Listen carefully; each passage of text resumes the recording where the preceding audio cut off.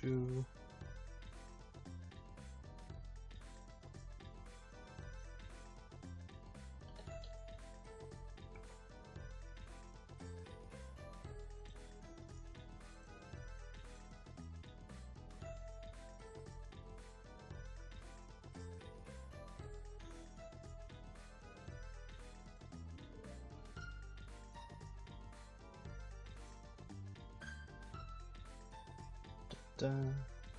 There we go.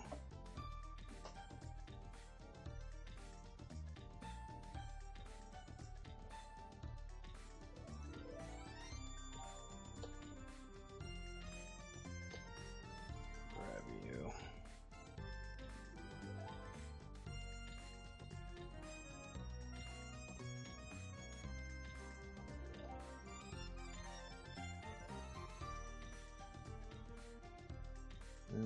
Make sure I can keep you on this side.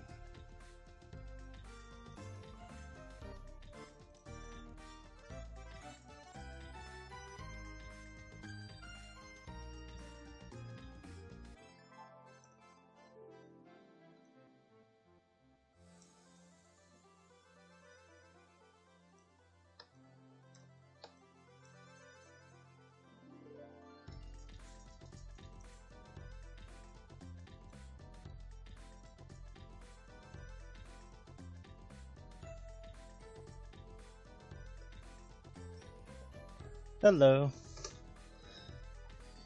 Yeah. Trying to work on some cards this time. Alright.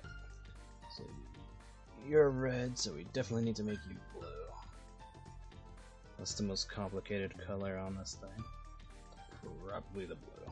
Alright.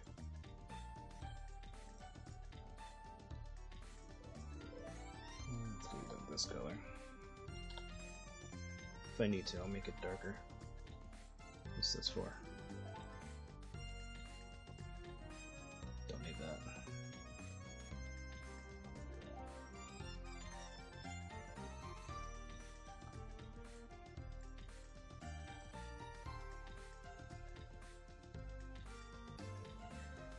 Okay, let me see if I can do something about this add thing.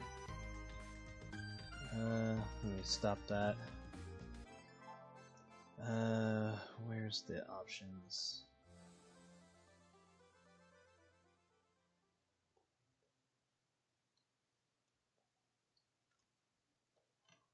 Play another song while I'm dealing with this. Yeah. Stream info, clip, raid. Hold on, let me make this bigger so I can see. There we go.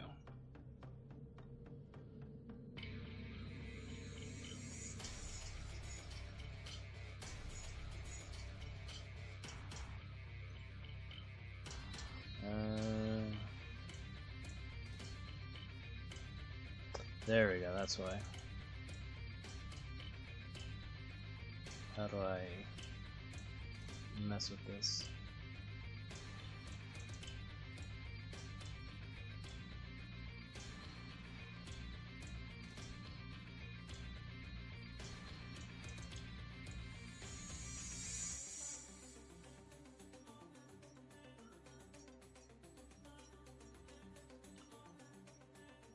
I think that changed it.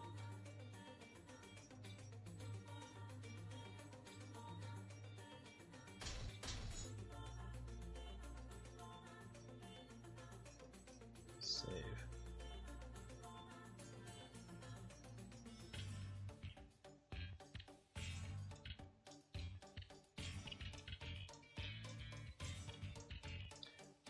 Okay, I think that changed things, I don't know. Might have to mess around with it later.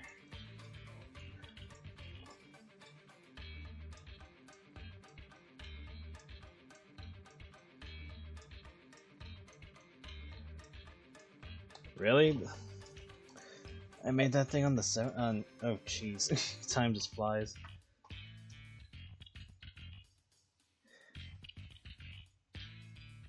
25 years of Lex.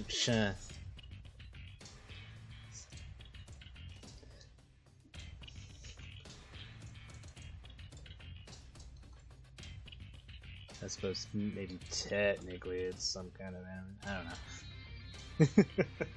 Anyway, I hope everyone's doing alright. Trying to do something a little different this time around.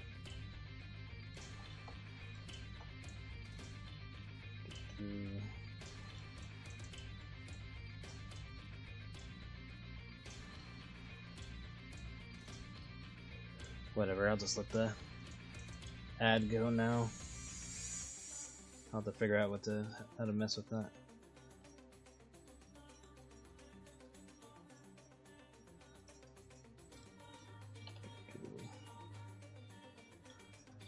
I think the silver will be fine.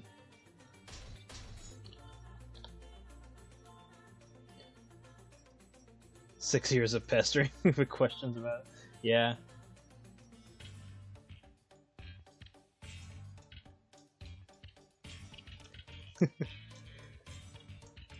But yeah, trying to get back into making cards, since apparently people are actually buying them still. So I'm like, oh, okay, should probably make more.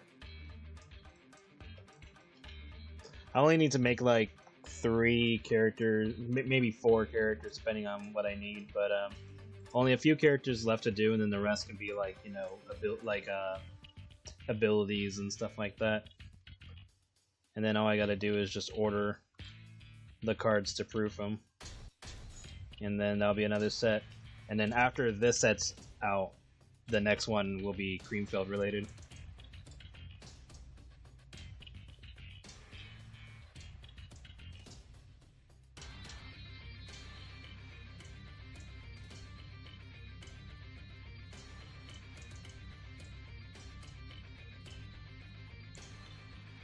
On the grounds of it being cringe as fuck.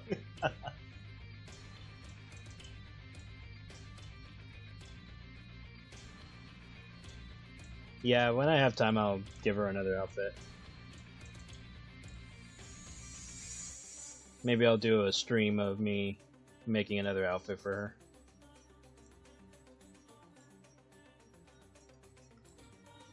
Actually, no, these would be a different color.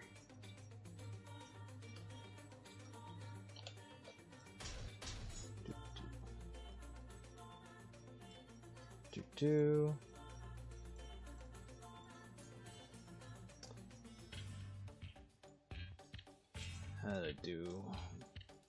Yeah, like I'm trying not to 100% copy what I did for Ace, but I at least want to be in the same ballpark.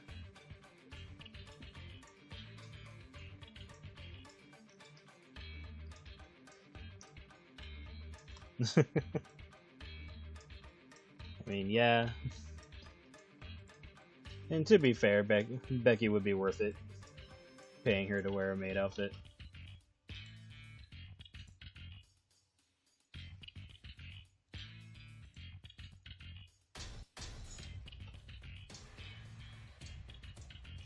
Be like that Fantastic Mr. Fox meme. It's like, hold on, let's open the bag and see if it's worth it. Shows Becky in a maid outfit. Okay, it's worth it. Do the tip of his tail. Oh yeah, I should probably do his ears too.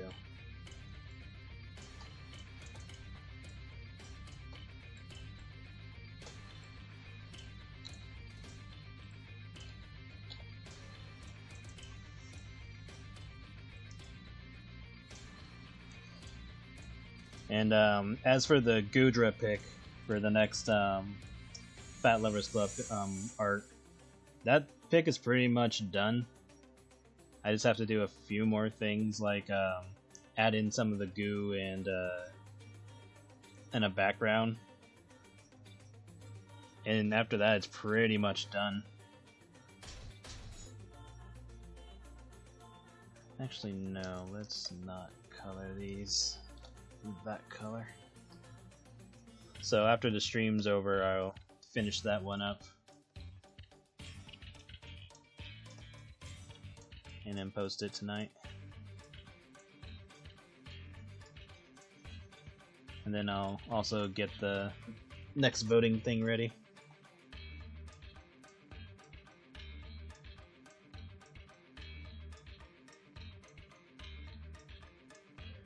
Honestly, for a maid outfit, it probably wouldn't be that big of a change, since a lot of it is just like, you know, the dress part itself.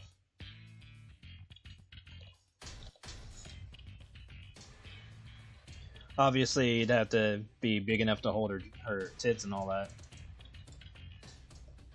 And then, of course, open in the back for her wings. But other than that, should be fine. Just have it be big enough to cover her without ripping.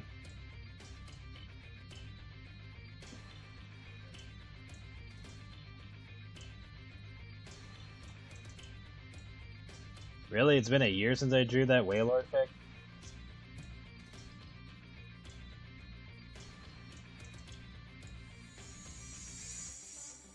No way.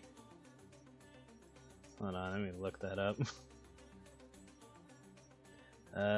Should be my fan art section. Click. When the hell did I... Jesus Christ, it has been a year. Fuck me. Time is a bitch.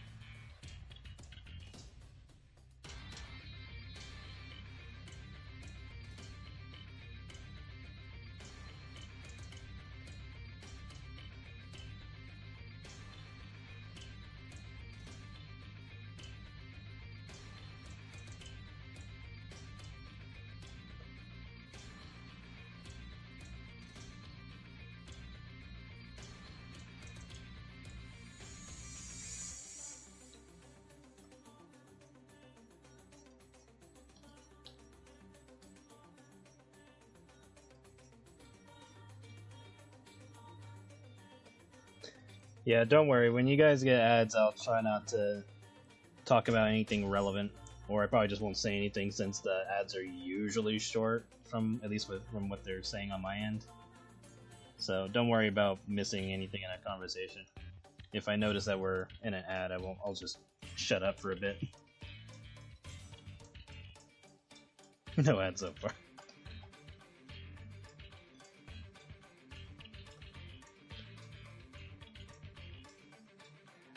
I still need to make the cast of nun characters and the maids and all that.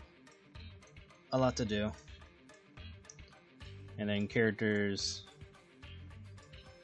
like Nadine and all that are gonna, well, Nadine and Vanilla already have their cards made, but other characters will definitely get cards made, like Ko.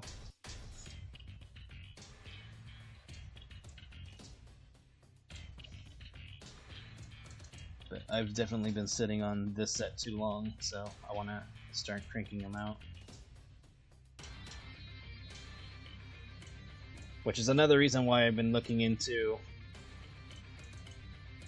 tweaking my art style, or at least finding more ways to draw, so that way they're not as as intense of taking up time.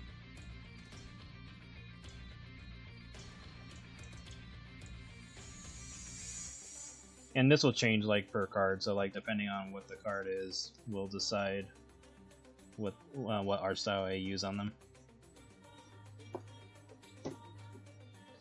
Lining girls up to get drawn and made out in nun outfits? I mean...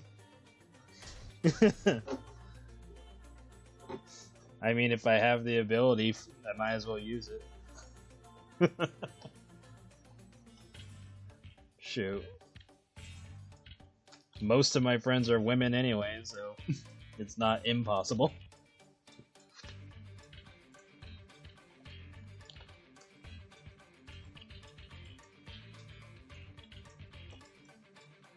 Unlikely, but it's not impossible.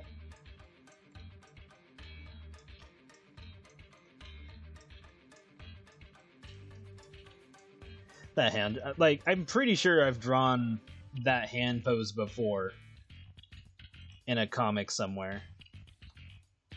Like, I saw the hand pose, I'm like, I'm pretty sure I drew that at some point. Not recently, but I'm pretty sure I drew it, I don't know when.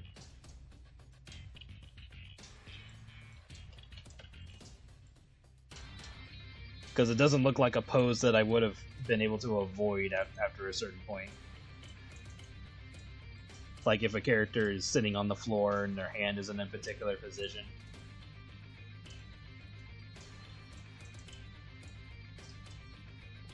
And don't get me wrong, hands are a bitch. They've always been a bitch, and they will continue to be a bitch.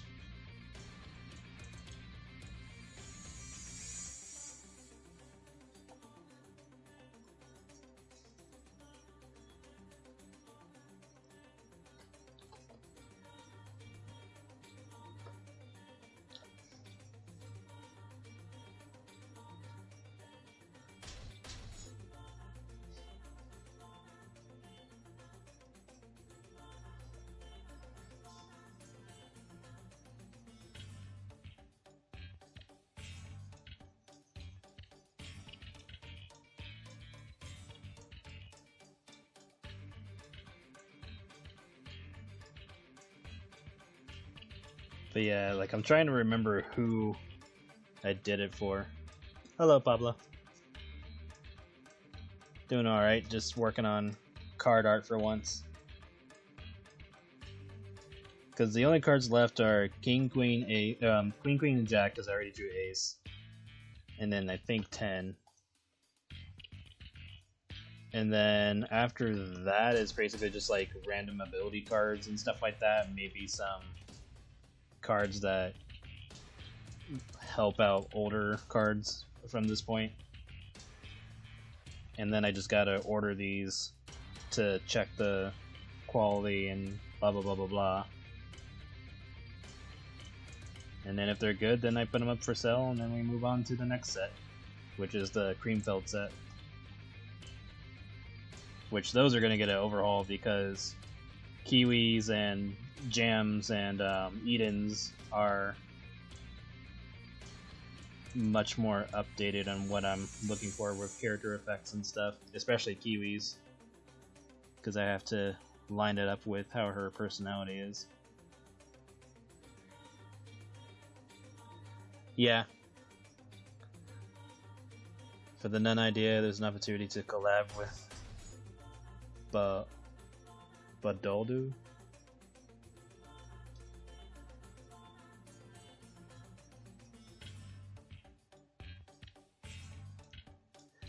I'll have to look up who that is.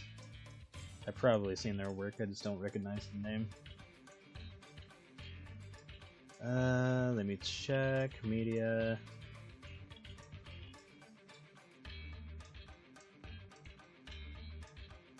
I think I've seen their stuff before.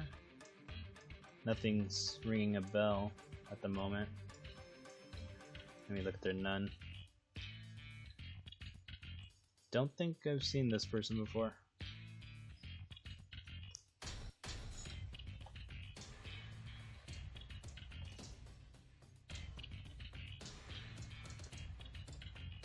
Let me check on Discord because I don't have my Discord open.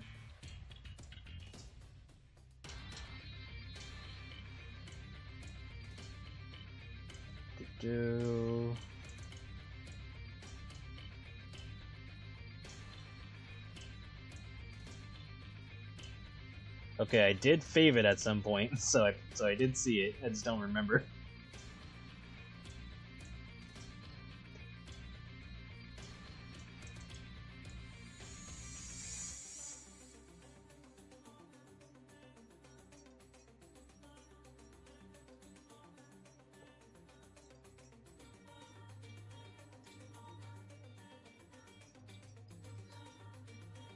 Yeah. But yeah, because I already have 30 cards made. I think. How long? Let me check. How many cards do I have done already? 38. There are 38 cards done, and I need 54 for it to be a set.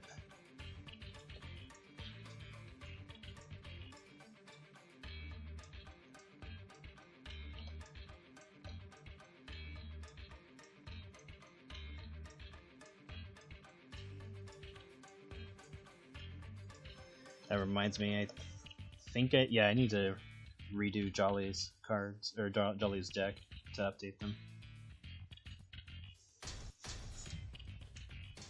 so that way they can be compatible with the current way that I'm doing things. Hello, G-Pain. Side note, fuck all this rain. I love the rain. I like it when it rains. I love gloomy weather.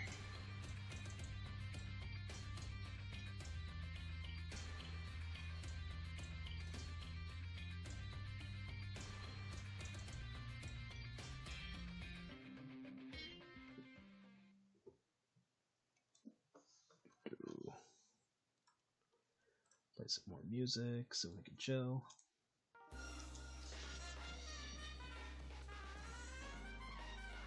Actually, I don't think I need to have my window like this. I can just do this.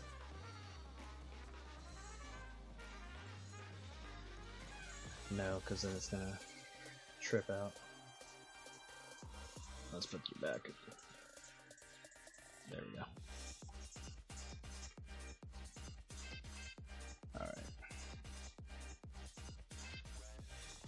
Dun-dun. Let's make sure all this is good.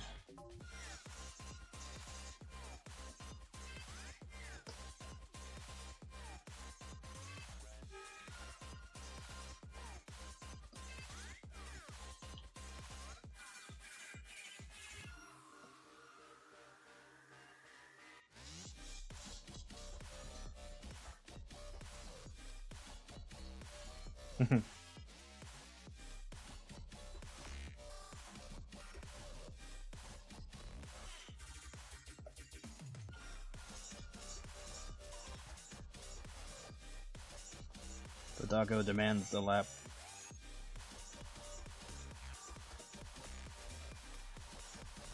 I think we're good on that. Mostly going for the same colors.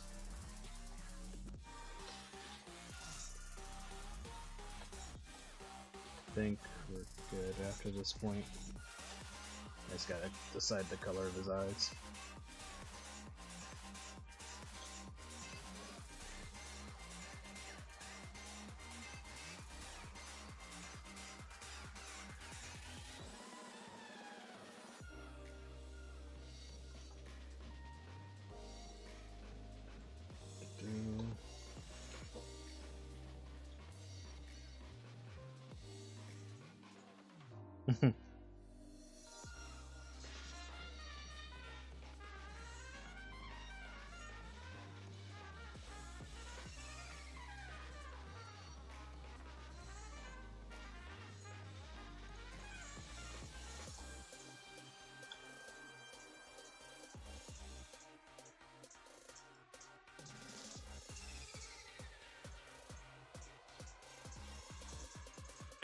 And I have yours.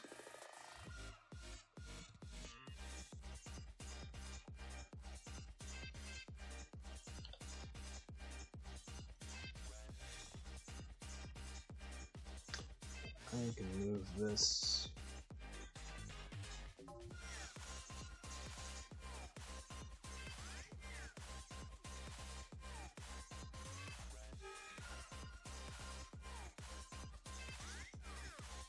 There we go.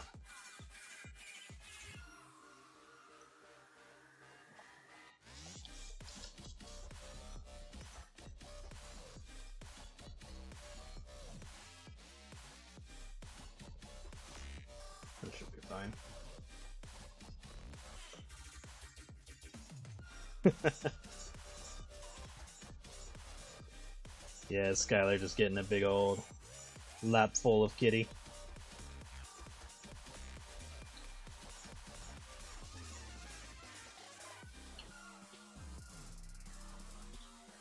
He's just like... Pay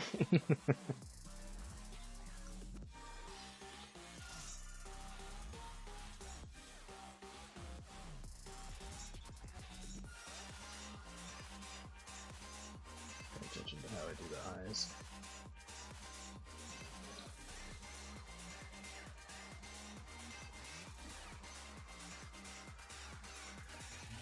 Absolute Zero? I haven't looked at Absolute Zero, really. I know of the card, I just don't know what pose he's in and all that. But yeah, I can understand being like, looking like Elemental Hero and whatever. I mean, I am heavily Yu-Gi-Oh! Influenced on stuff like this, so I can see it. Same thing went for one of the other cards that I showed off in Kiwi's comic. So, I get you.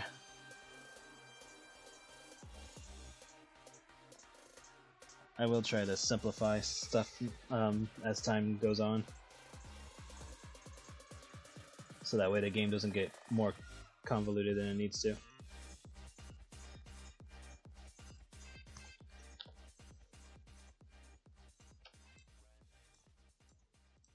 And I just gotta look at other cards and make sure things are either consistent or at least make sense enough to want to do. Because it's like, oh, I'm going to use this effect. Okay, why would I want to use it? And then you gotta move on from there.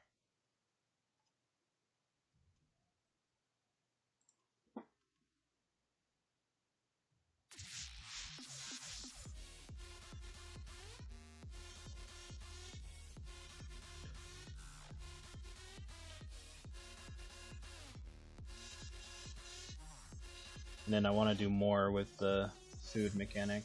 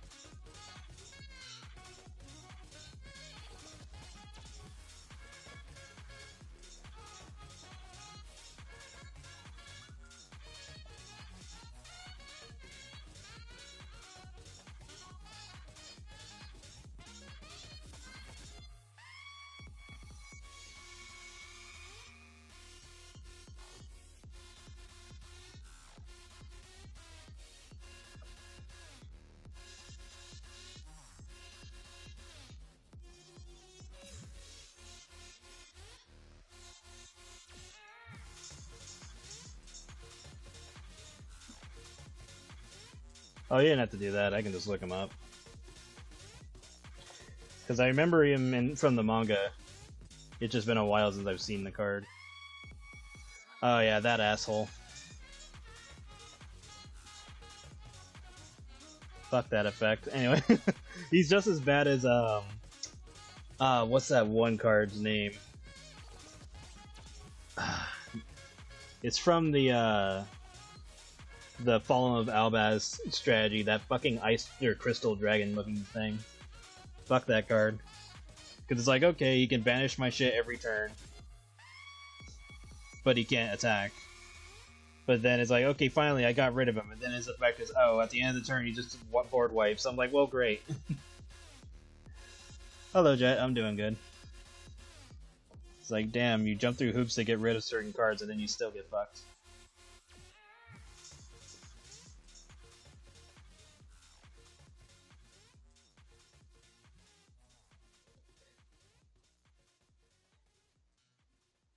Yeah. Just use the Mass Hero combo. Like, I like the idea of Mass Heroes, I just hate how they function because it completely defeats the point of how Elemental Heroes functioned. Let's do this song. I like this song.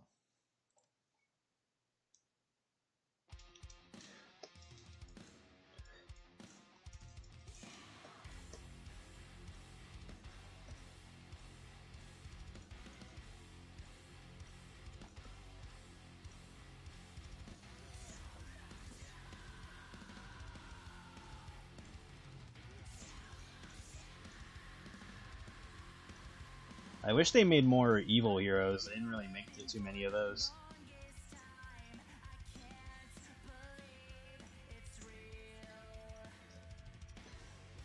Ah, Becky skin change? Alright, do you want drunk or none?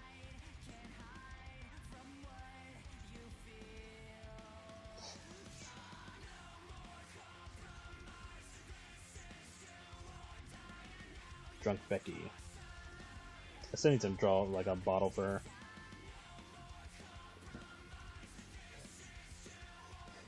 Yeah, like evil heroes. Like, well, I don't know.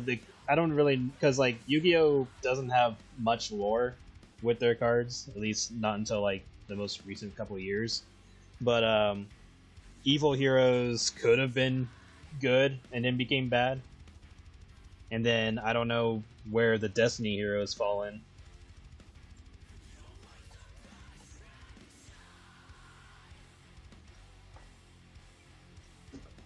They could always make like an archetype where they're called like villains, but say that they still are treated as hero cards, so that way you can still search for them unless you want them to be their own thing. And it's like, okay, villains. Like, search your deck for villains and move on from there. So it kind of just depends on where the direction would go.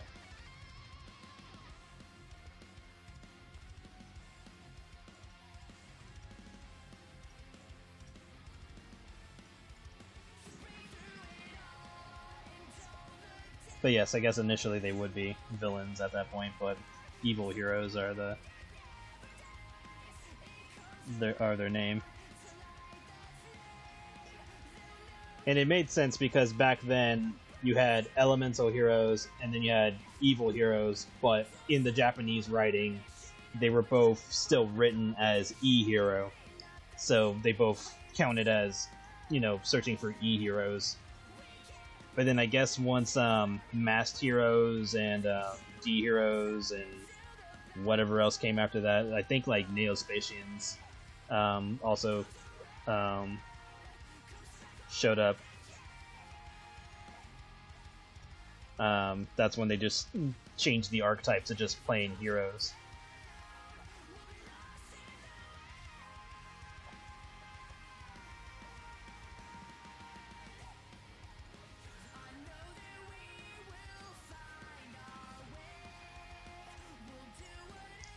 Yeah, Elemental, Destiny, Evil, Mass, Vision, and then technically Neospatian is technically part of it, but they're also like their own thing too.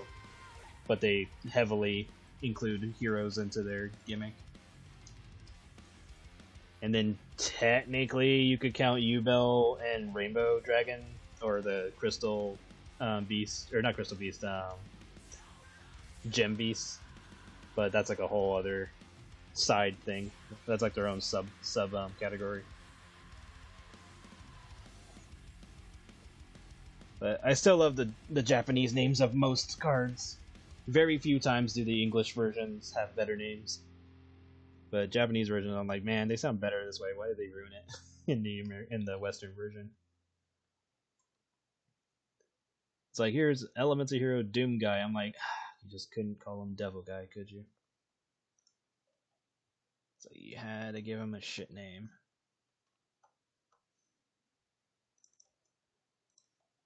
Or Diamond Dude. I was like, really? Fucking Diamond Dude? That's the best you guys could come up with?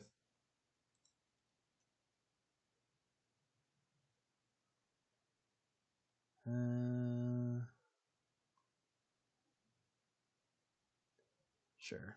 Play this.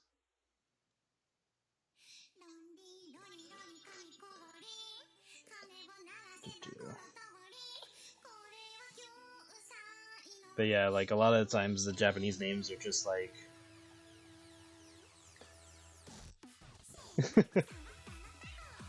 well, like, because they've had characters like Common Rider, Destiny Hero or D Hero, Blue D, and then they changed his name to Plasma, and I was like, man, he had the coolest name because of the way it's written. It's spelled BLOO and then -D, and it was fucking cool.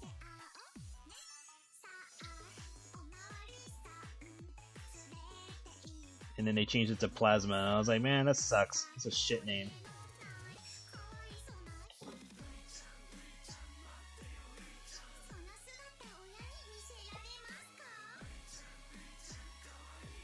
And like most of the D heroes lost the guy part out of their names.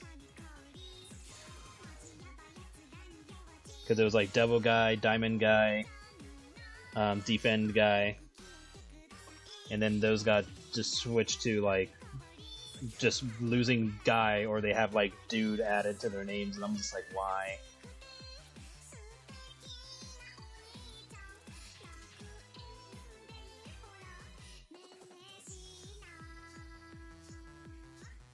But again, that's just me.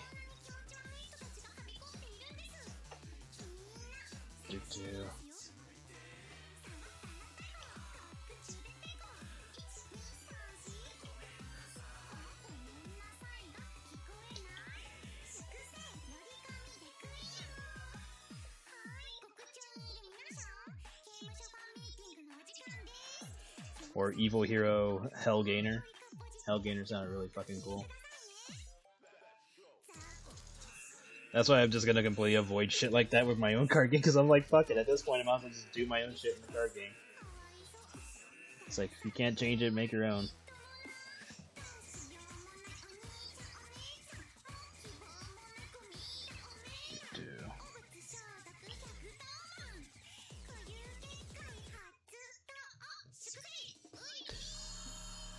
St. Patrick's Day is on. Shit, I have no idea if I'm going to be doing anything on that day. If I'm not, then I'll probably stream or something, I don't know.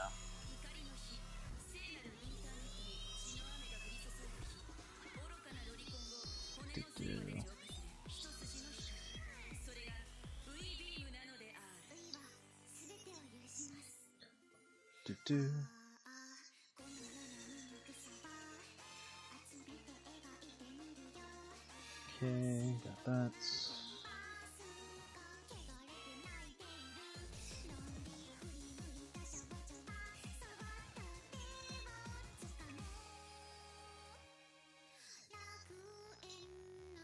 Oh, Easter's on the 31st. Good to know. Better prepare myself in case my friends ask me to dress up as the Easter Bunny again.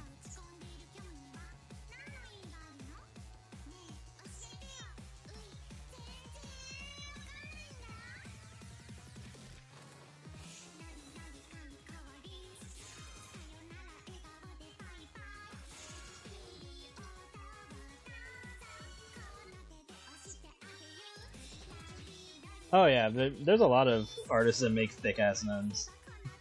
I know Spells X does, and I know Super Saiyan Sonic has a... Do they have a thick... Yeah, I'm pretty sure either they have a thick nun or they've drawn somebody else's nun. But I know they have they draw super thick characters too.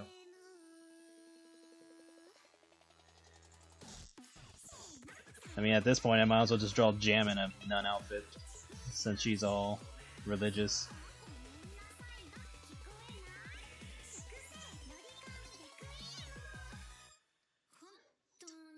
Easter Becky.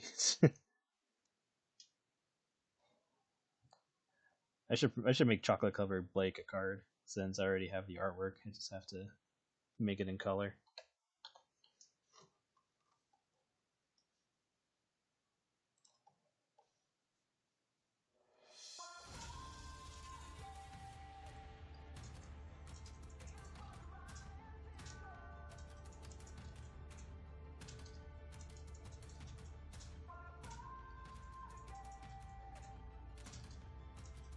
Oh yeah, I've seen thick vanilla. I mean, I like the fact that in Vanilla's bio, she's supposed to be shorter than Chris, but in the anime, she's taller than Chris. And then later on, people just kind of came to the conclusion that Vanilla is just tall. She's either as tall or... Well, no, she's not as tall as Robotnik. She's definitely shorter, but she's shorter than Vector, but Vector's taller than her. And creators just kind of stuck with it. It's like, alright, Vanilla's tall.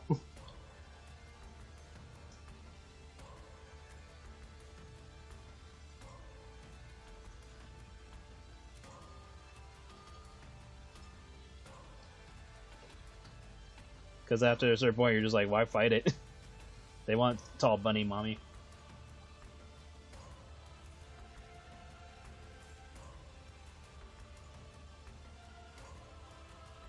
Yeah, it won't be this set, but I definitely will make more food stuff for like Marcy and other stuff. Cause there will be not necessarily retrains, but just like alternate versions of characters, so that way they can better fit their archetype. Cause like some of the earlier iHat characters got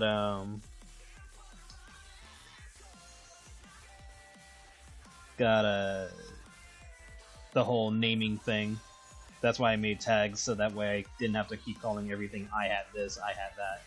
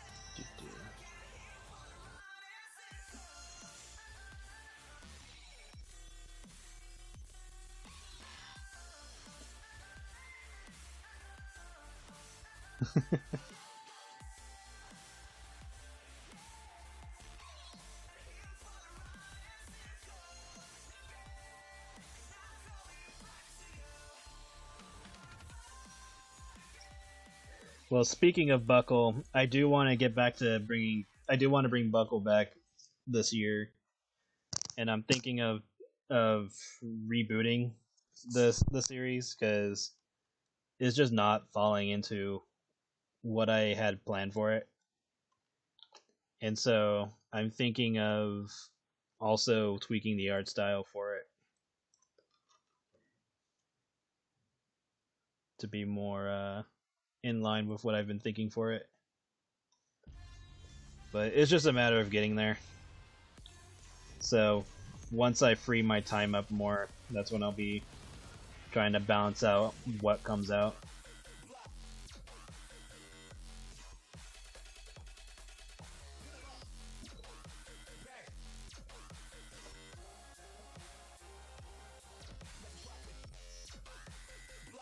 So I'll get there. I'm only one person.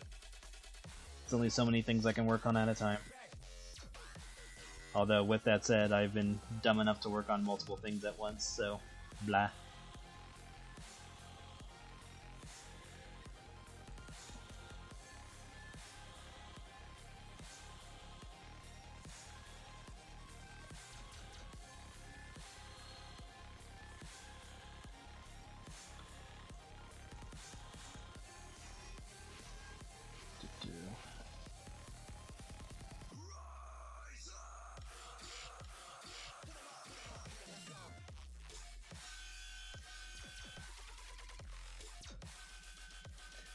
Pretty sure to make character Buckle.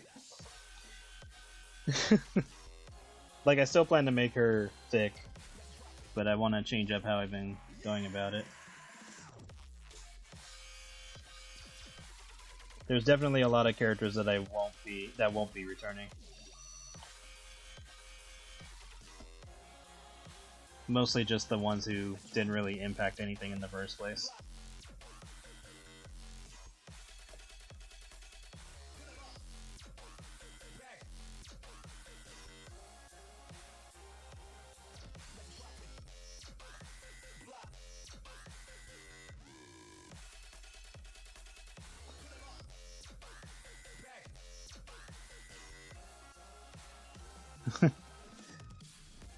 Yeah, I know. Natalie's probably pissed at me at this point. Especially since she was around before Marcy and Skylar were, and she got shelved hard. It's like, I'm sorry.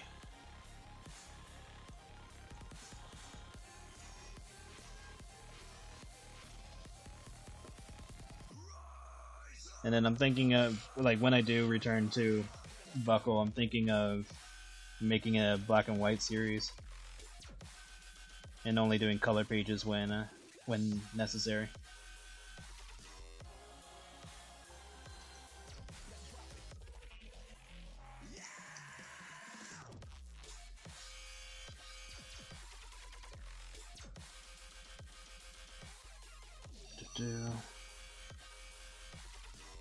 So yeah, lots on my mind. And then there's that thing I want to do for YouTube, which I just need to start cranking out some stuff for it and just slowly put it together. Just be like, alright, you got an hour, work on something.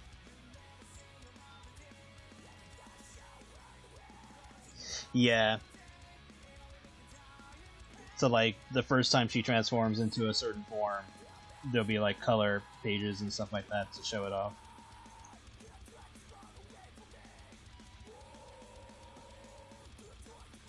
And I want to change the art style a bit to make it look more unique, so I'm going to be practicing with stuff like that.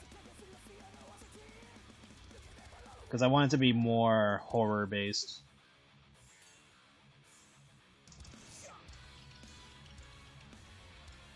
Especially since there's like a lot of violent ideas that I have planned for it, but from the way that I have it right now, it just doesn't fit right. Or just, I don't think it would look good the way that I have it right now.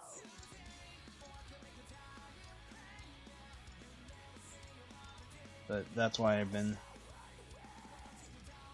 thinking about it.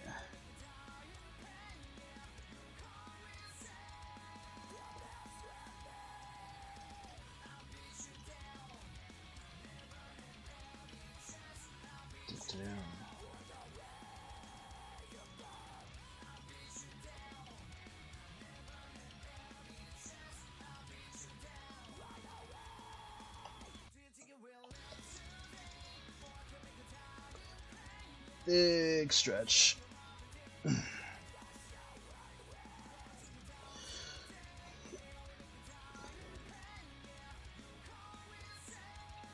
Yeah, I know. I'm either gonna, cause after I Hat Volume 2 and Black Circus Volume 1, I'm gonna be deciding where I'm gonna go with future comic stuff. Because I'm either gonna make them black and white in the way that I'm thinking of Buckle, or in the way that Secrets is being done right now. And then,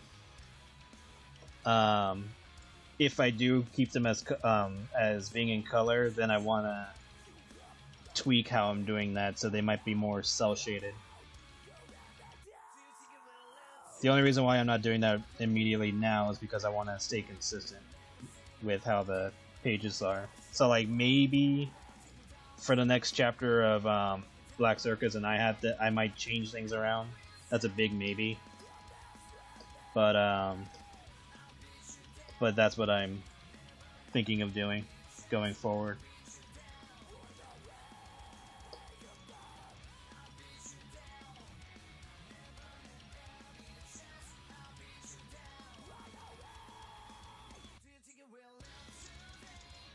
You can hear the pops over the mic. Oh, sorry. I don't know. I can't tell.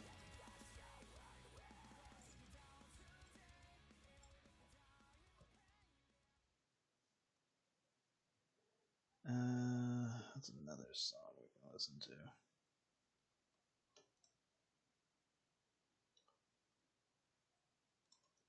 Get some Bomberman Hero stuff.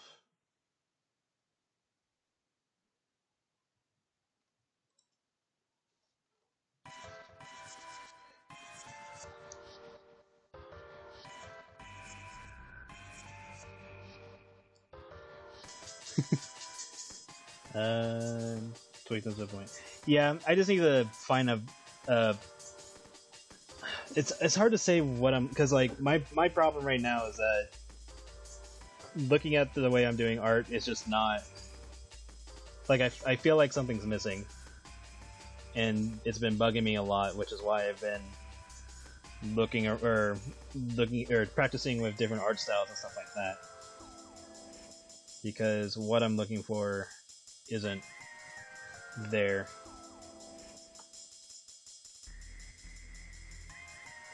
So that's why I've been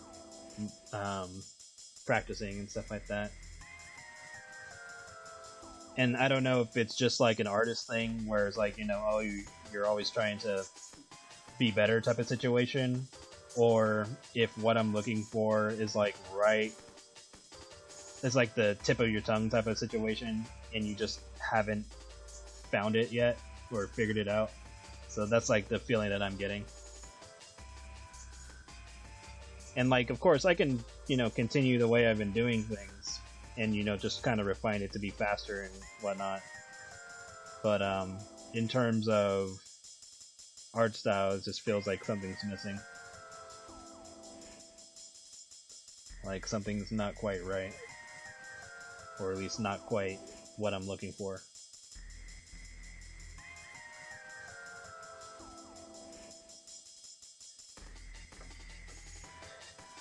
Yeah, it could.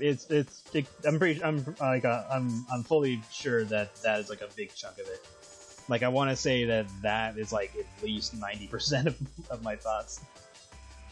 So it's likely just all in my head, but I feel like it's almost like there's like a final form that I just haven't achieved yet that I'm looking for. And of course, you know, when you're doing art, nothing's final until your very last piece of art. But I just mean in terms of like what identifies my work, I guess would be the best way to put it.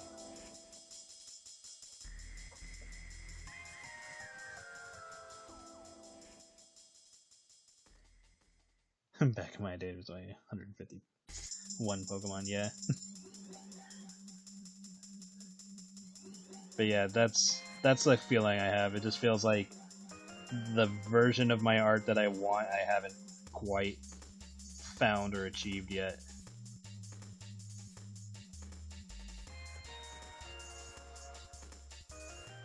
It's like, oh, this is the art style I want until my dying day type of mentality.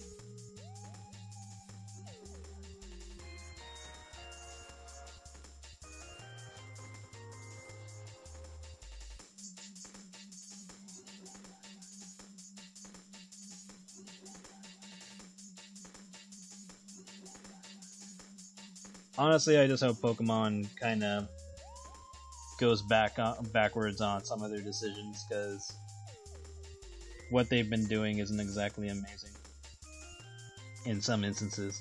Because it's like on one end they have good ideas for certain cases, but then they like go 2 steps back by screwing themselves over with other decisions, such as the whole region locking thing, where it's like, oh, only certain Pokemon show up in these regions. And I'm like, that's weird. That's a weird decision. And at first it was like, well, it takes a long time for us to make these Pokemon. Like, didn't you guys future-proof that a long time ago?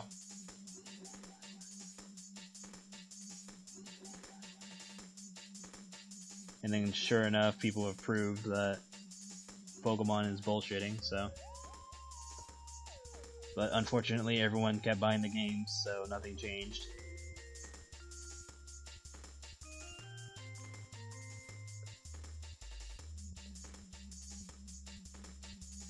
Oh, there was a time where me and my brother made like a shit ton of our own Pokemon, and we made like over 3,000 different creatures.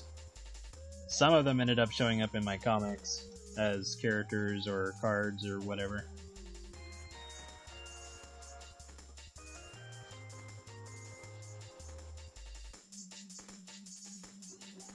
Because I was like, well, here are a bunch of characters, might as well fucking use them.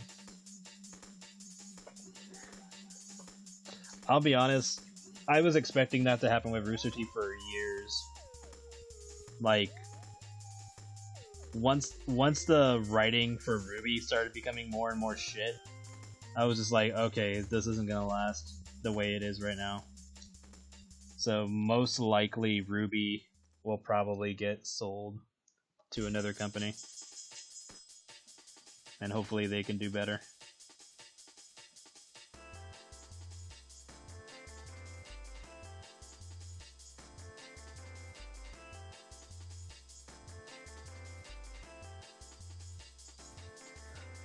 Crunchyroll buys Ruby. I mean, if it happens, it happens. Honestly, they should just sell it to the people that made the anime version of Ruby.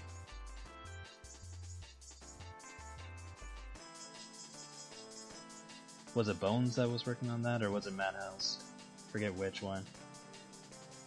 But yeah, like once a bunch of bullshit stuff started happening in Ruby, that's when everyone was just like, okay, this is not gonna last, because they're losing sight of what made this series cool.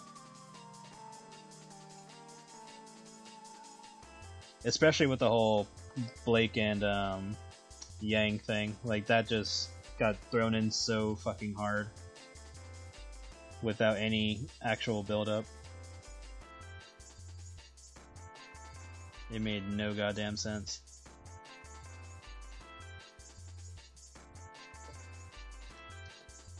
And like, I normally wouldn't be against that the pairing, but it's like they didn't do any work to make it feel real.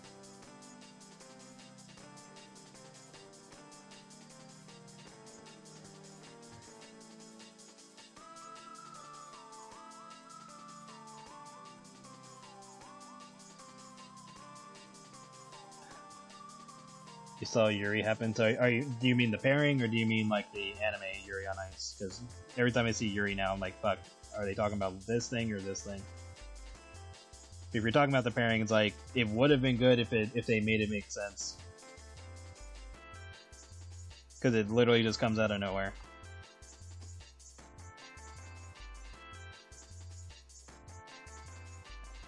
And then they focus so heavily on it that they have the characters completely ignore other characters, like the situations going on around them.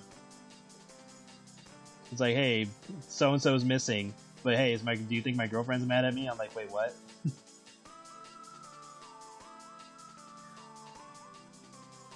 Oh, the compilation is horrible without the context, because it makes it look like, oh, it's like a loving pair, but when you actually know the context behind it, it doesn't make any sense.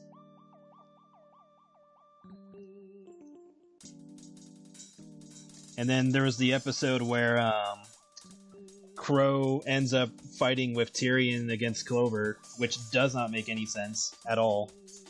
Because it's like, okay, Clover has to arrest Crow for whatever the situation was going on, and they both have captured Tyrion, who's a criminal. He's like a serial killer.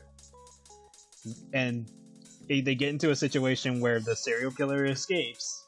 And what do? They fight against each other, and Crow ends up fighting with the serial killer against his friend. I'm like, why? None of that makes sense. There's no reason for Crow to ever do that. And like, everybody was pissed when that episode came out. Everyone's like, oh, these amazing writers sure don't know how to fucking write this situation.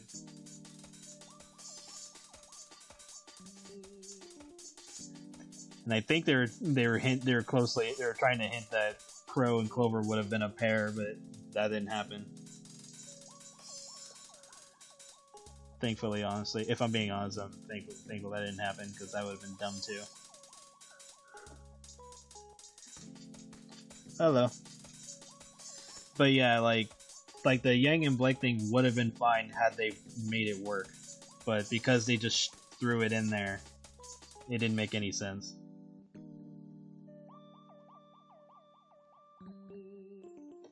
And like, other characters are kind of like, they made it so like other characters were like, oh, we've been waiting for this for a long time. I'm like, bitch, this barely came up.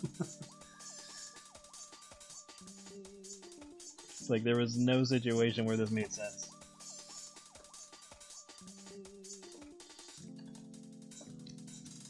And then I don't understand why Ruby never told Neo that she didn't kill Turtwig. She had multiple chances to do so.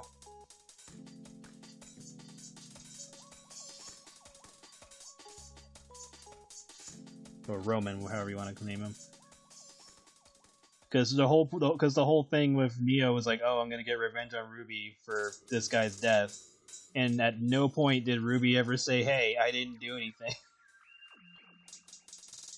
She literally had no control over that situation.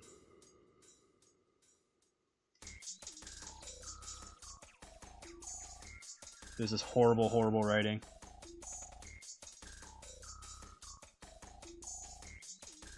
And then the one time they make John cool, they fucking take away his coolness. I was like, God damn it, why'd you guys fuck over John? There was this moment.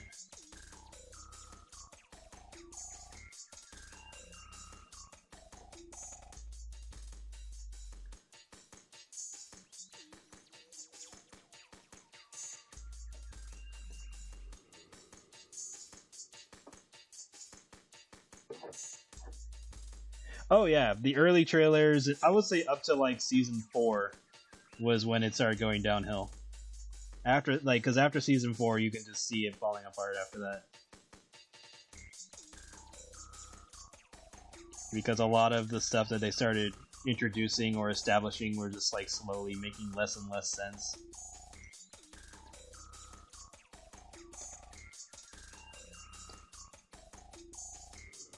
And like certain character traits were being swapped around or altered.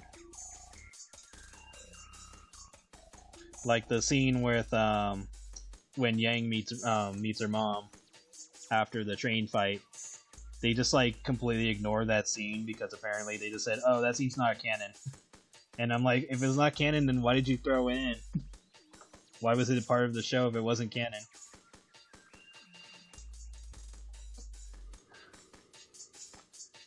They just had no way of explaining that scene, so they just said it wasn't canon.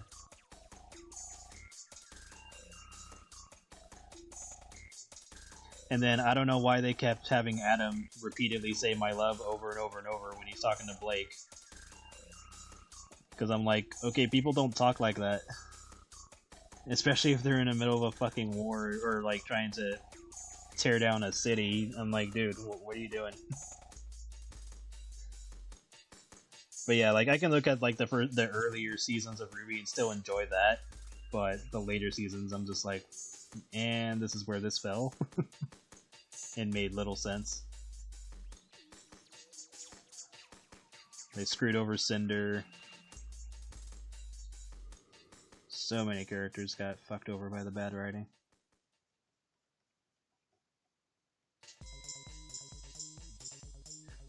And like the whole, like, what was it, like season 5 or 6, the whatever season was when they're in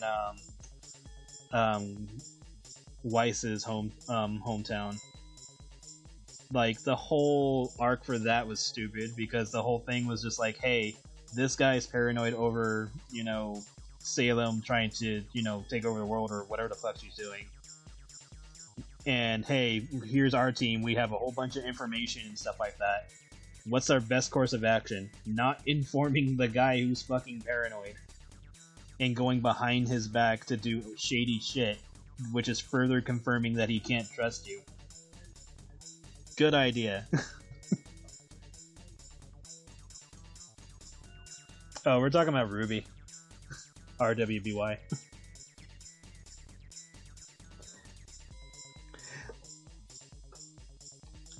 Like, I kept watching the show because, you know, I've been watching it from the start, so I wanted to see where it was going to go and to see if it would improve. But after, like, after a certain point, that you can just see it falling apart. Like, if I were to be, like, actually genuine about when I feel the story just actually dies to me, like, you know, in terms of enjoying it for what it is, I want to say...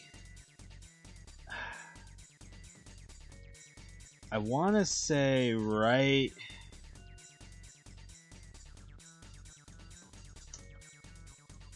Is it when that lion guy dies? Or maybe it's when, maybe it's after they fight Tyrion. That's like when it started started to go downhill. Because I think when Crow fought Tyrion was like pretty much peak at that point.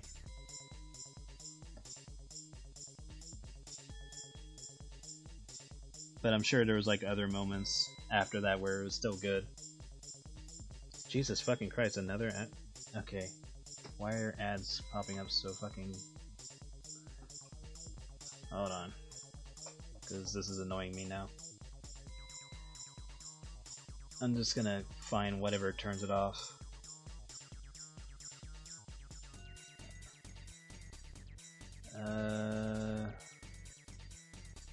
Ah, there we go.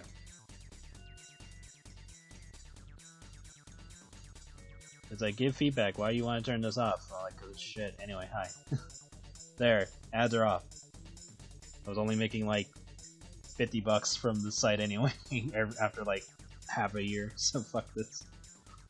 I don't need it. Like, how much is even in my...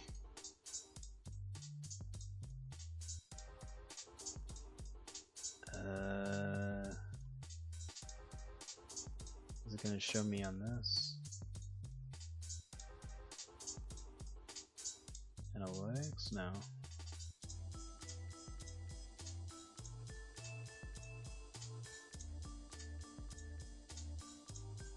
Great, the one time I... Oh, why is this still going? No. Where the hell is it?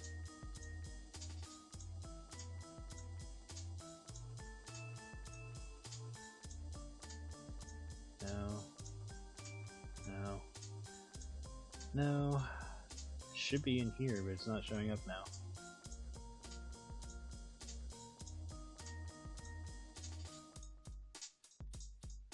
Like, I'll tweak the ads thing after the stream's over. Great, it's not even telling me. It could be because this is turned off now. Whatever. Deal with it later.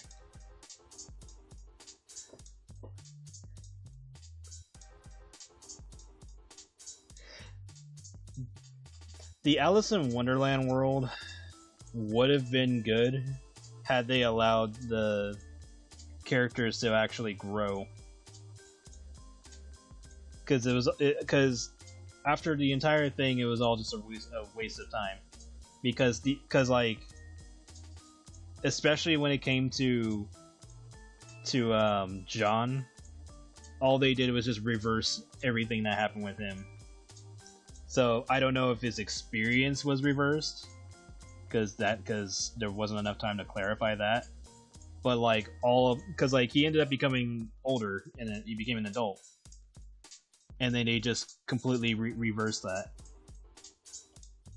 Like he was basically like I don't know how far he was, because he was getting gray hair, so he had to be at least in his late 30s, probably 40s at that point.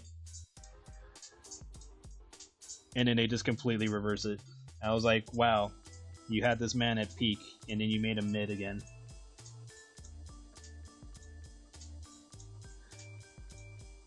And I don't usually use the term mid very often, but that's the perfect way of expressing that situation.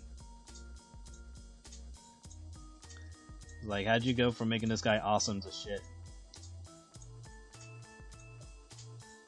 And to be fair, John didn't have like a lot of awesome moments to begin with, but that was like the perfect one. And then they ruined it.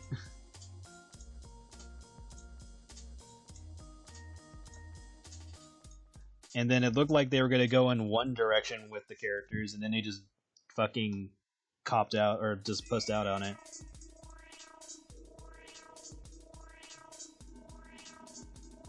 It's like, oh, we're gonna make this character cruel and evil, and then all of a sudden it's like, no, actually, she was actually pretty chill. I was like, oh, well, that's a fucking waste of time then.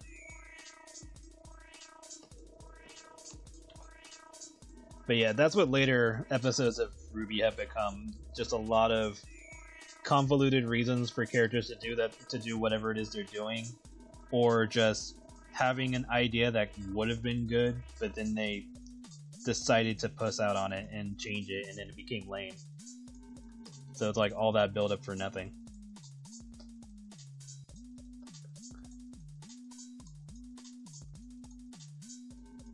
Mad Hatter from Batman. Well, yeah, because there's a season of RWBY where they basically go into Alice. They're basically in Alice in Wonderland. That's essentially what the arc is. but like a huge chunk of it is a waste of time. There's only like a handful, well, not even a handful, like 4 episodes maybe, that were like worth it.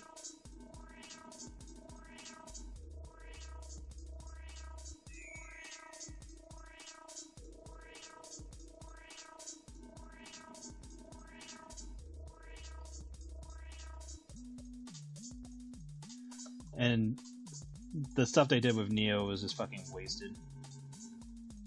Because at no point did Ruby say, "Hey, I didn't kill this guy, the guy that you're here to kill me for or ruin my life," whatever the hell she was gonna do to Ruby. At no point did Ruby say, "Hey, I didn't do this."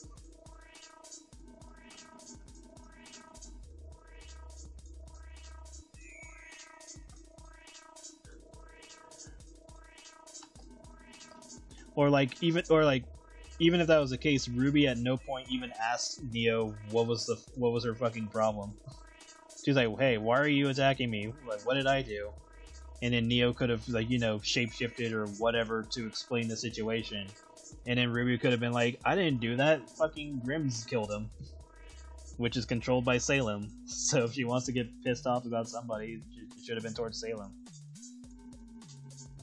But at no point did that ever come up.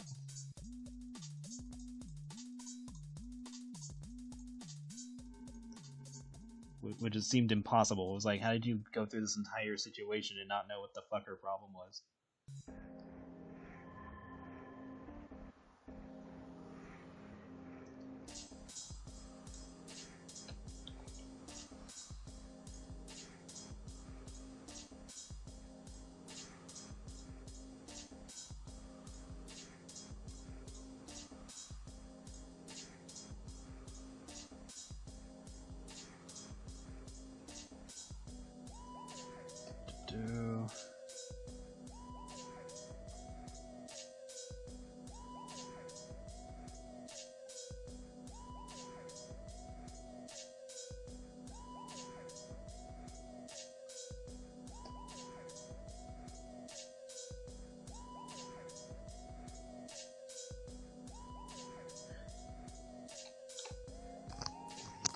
It almost feels like when it comes to certain content, you just kind of need to return to the old days type of situation where it's like, make the content you want to make without being so hesitant on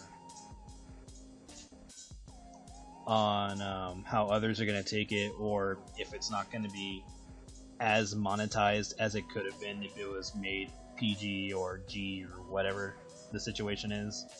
And you just gotta roll with it, because it seems like a lot of content is being heavily watered down. Like, we're already to the point where people are avoiding cursing in their own videos, even though their videos aren't exactly family friendly to begin with, but they're still trying to avoid doing that, even though it's already been changed to where, okay, you can curse, just don't curse in the first 30 seconds, which I'm like, okay, and? But then people still do it anyway, and now they just sound dumb.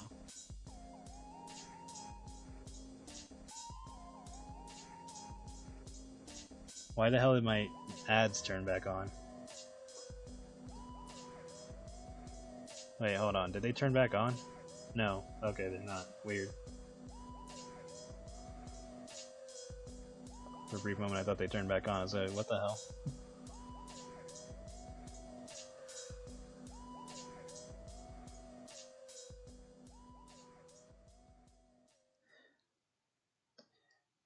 Yeah, I mean, there's that, but it's been happening way before Sweet Baby became a thing. I mean, they've been doing it for years, same for other companies. But the situation with that is just, those were just people taking advantage of businesses not knowing how the fucking internet functions.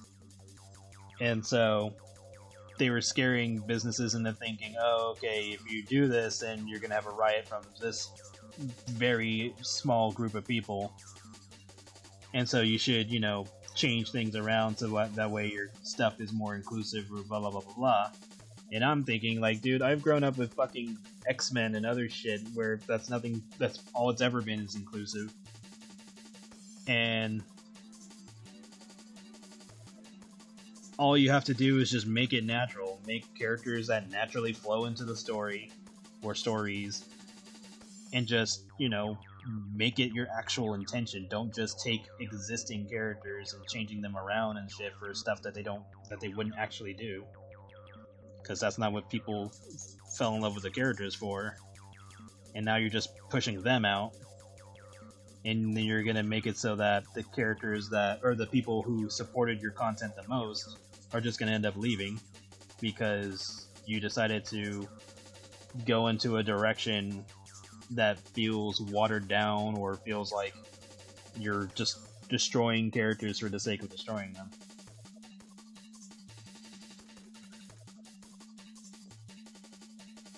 It would be like me taking Skylar and deciding like, oh, I'm gonna update iHat, and everyone's be like, okay, cool, we're gonna get more fat content, and be like, actually no, Skylar's actually into skinny women now, and it wouldn't make any fucking sense unless it was like a AU thing. Like, unless I made it heavily specific that, hey, this is an alternate universe thing, it's not canon to the original story, then, I mean, I'm sure it would still upset people if I were to just solely devote a huge amount of time to that kind of comic with Skylar and Marcy, because that's not what they originated from. But yeah, like, unless I made it clear, then people would get pissed. It's like, why would I take characters known for that situation and suddenly reverse it, or completely alter them into something that it's not? Because at least with neutral ending and bad ending, I made it clear, like, okay, these are different things now, and then made true ending like the full on, okay, this is the weight gain comic, and then moved on from there.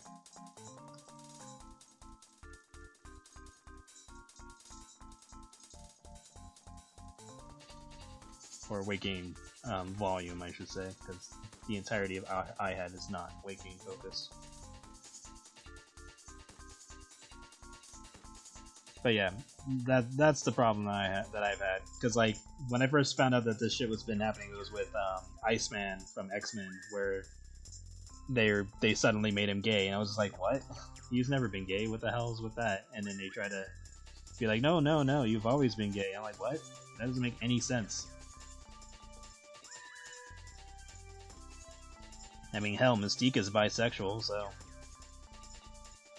Or you could even stretch that she's asexual, but like, she made more sense than trying to change that situation. Well, no, because they were trying to say he was from the past, and then all it was Jean Grey telling him that he was gay, and then suddenly he accepted that he was gay. It made no sense. If it was a different timeline, that would have made sense. But because they were trying to straight up say, no, this is the Iceman from this exact point of time, that they were trying to say that he was always like that. Because alternate timelines is a whole other thing. Like, that I can accept. It's like, okay, this is a different timeline, different universe, whatever. But for this situation, they were trying to rewrite the character. Oh, for mine? Yeah, those are alternate timelines. Yeah.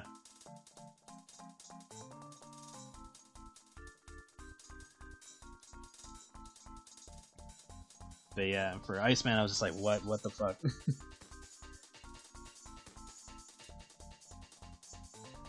The new Shiro show, I have not even watched it. I've seen pieces of it, but not enough to have a true opinion of it. The most I knew was just that situations for certain characters like didn't make sense from the bits and pieces that I saw. It was just like, oh, this is going on, and then suddenly they just completely ignore the event that they're in the middle of and do something completely off track. And that was like a thing that showed up in Kamen Rider a couple of times, was just like, here's all this build up to a situation only for it to not pay off or not lead to anything. And it just didn't make sense. It's like, why would you spend so much time building up a situation only to not capitalize off of it?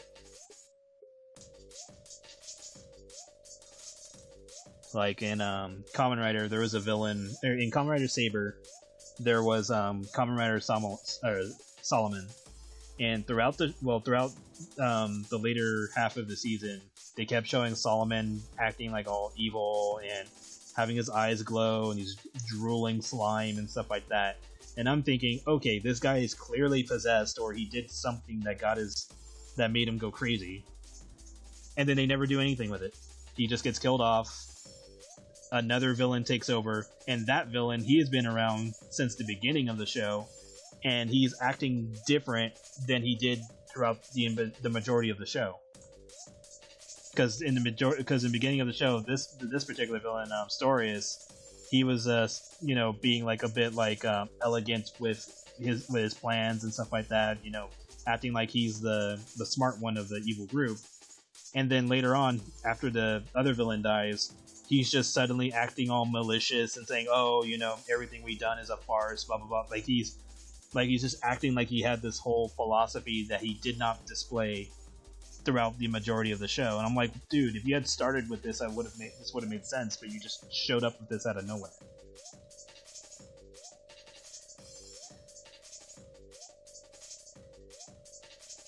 Yeah, I knew that with He-Man and She-Ra. Like that's been a thing since the original version. I still laugh because the animators for She-Ra purposely made it so that when she transforms, it looks like sperm is heading towards her, so that was funny. Because one of my teachers was one of the people who worked on the show, on the original He-Man and She-Ra. So that shit was funny.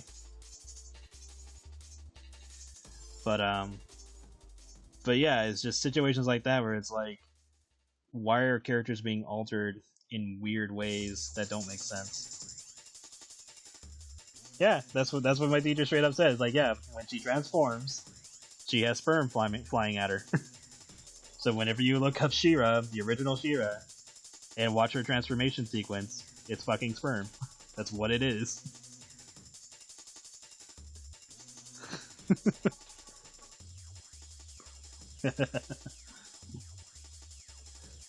Yeah, the teacher I had, he worked on like X-Men, he worked on Scooby-Doo, or later Scooby-Doo, he didn't work on the earlier ones. He worked on Sonic the Hedgehog, he worked on a bunch of shit, like most of the 90s cartoons he has worked on. And he had like storyboards and stuff like that to show the class and all that.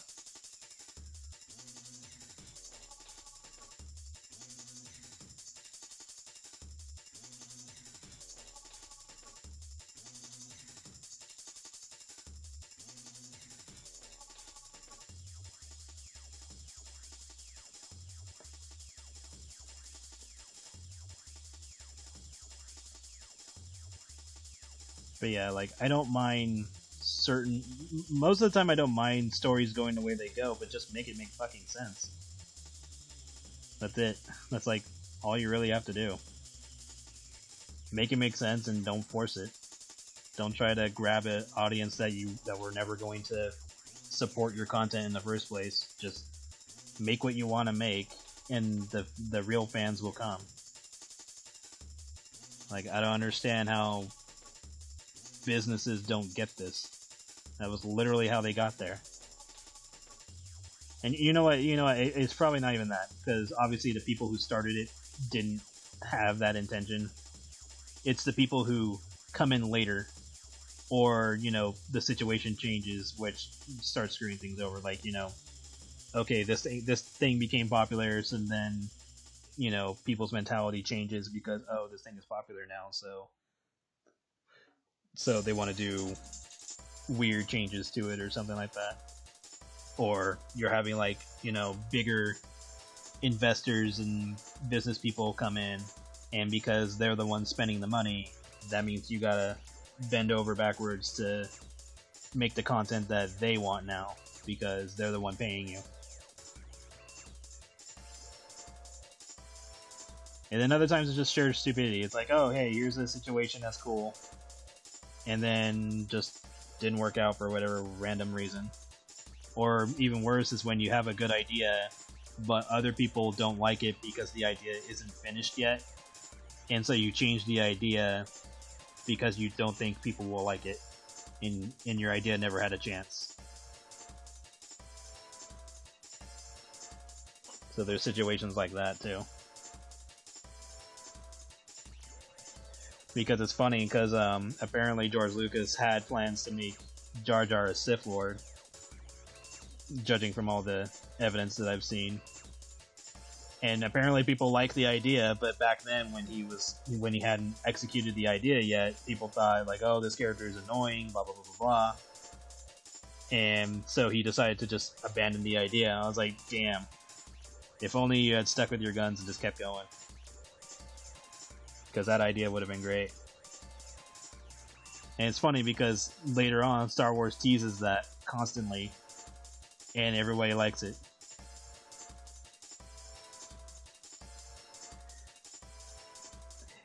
Well, yeah, because like the idea was supposed to be that Jar Jar is actually Darth Plagueis, because he was able to just hop bodies.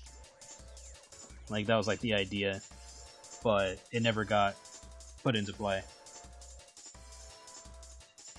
Because if you look at Episode 1, it didn't. There's like a lot of signs to Jar Jar being a Sith Lord.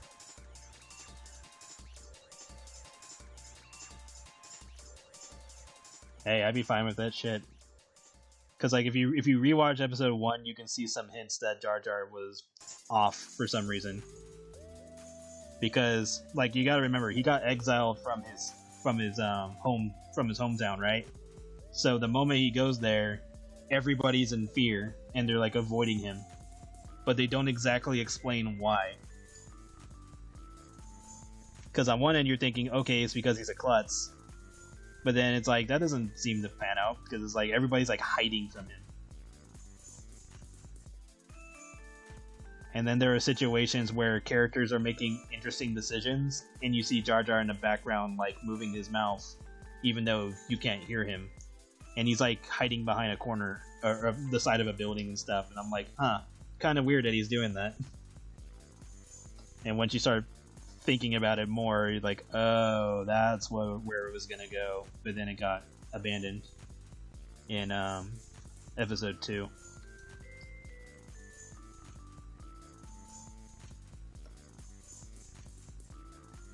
Although I think some slivers of the idea still remain because they had Jar Jar give Emperor Palpatine power over the Senate, which is like the last thing Jar Jar does. Well, not the last thing, because if you count Rebels and all the other stuff, then he's done more. But kind of makes you think now with that kind of thought process, going like, okay, if he was a Sith Lord, this all makes more sense. So yeah, there was quite a number of hints in Episode 1. And even the actor for Jar Jar kind of acknowledged it by saying like, oh, I'm glad everybody has figured it out after all these years. Because he obviously couldn't say anything because he was probably under NDA or whatever.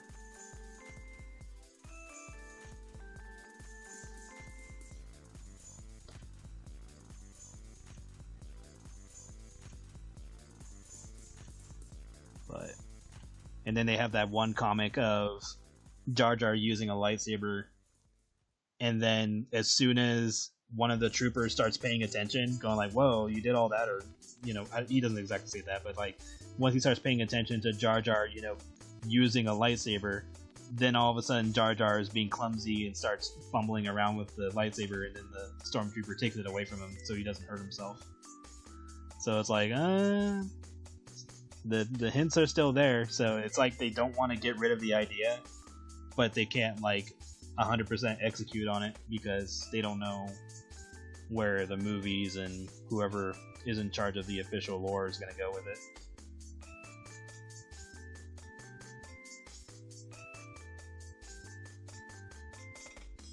But But yeah, it seems like everyone's cool with the idea of him being a Sith Lord. It's just a matter of making it actually happen.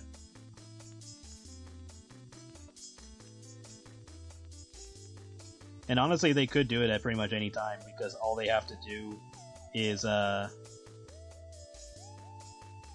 either explain why Jar Jar's still around, or have another character take over. You know, depends on how much time has passed. Have another character take over, and then have them act like Jar Jar briefly, just to hint that he was the Sith Lord the whole time, and then go from there. So it's doable. And like him acting like Jar Jar will likely be like an Easter egg towards the audience, because then it'd be like, oh shit, Jar Jar was a Sith Lord, and that would pay off heavily if they do it right. Because if they do that and make it official, then anytime people go back and watch episode 1 or any other episode where Jar Jar is present, they're just gonna be thinking about it in the back of their heads, going like, fuck, like this motherfucker has been a Sith Lord the whole time. And all it's gonna do is just make Jar Jar more popular if they do it right.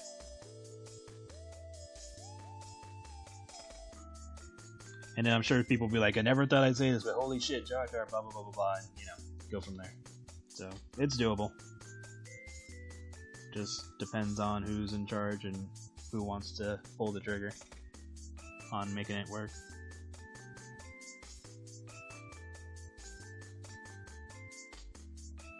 It's one of those moments where it's like, man, I wish I just had like infinite money so I could just make the shit that I want to see happen. Because everybody else who has money doesn't seem to fucking know what they're doing.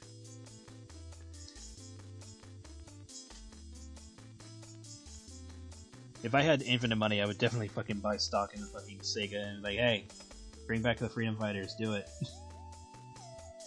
Or not stock, or whatever I gotta do to be in charge or have some influence. I'm like, hey, here's this much money, bring these characters back.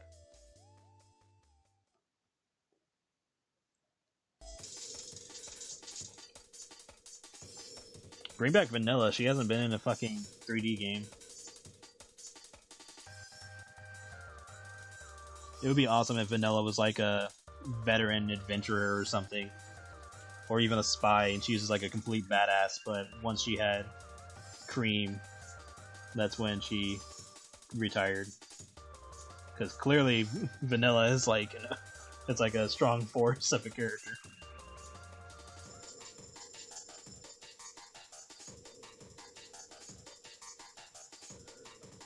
Do-do.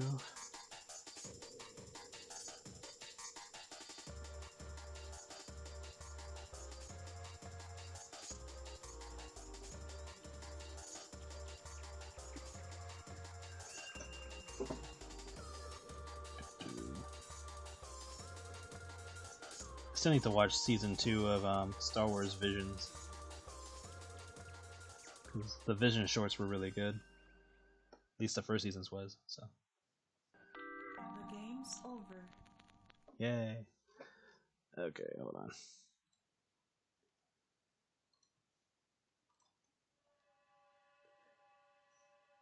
I think you can still leave this.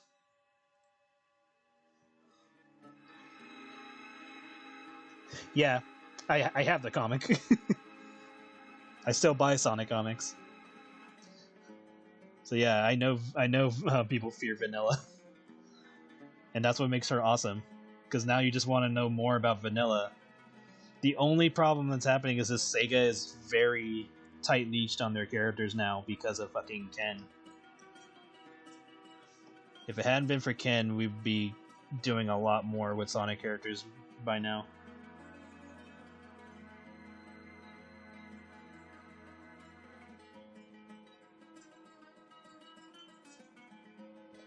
Like, Ken just screwed things up heavily. And it's like, only now is like Shadow the Hedgehog getting more lore to his character. Because it's been this fucking long and we're barely getting more information about the character. Because the last time they did anything was the game Shadow the Hedgehog. And that game just didn't really help, honestly. They just kind of tossed in information that didn't make sense.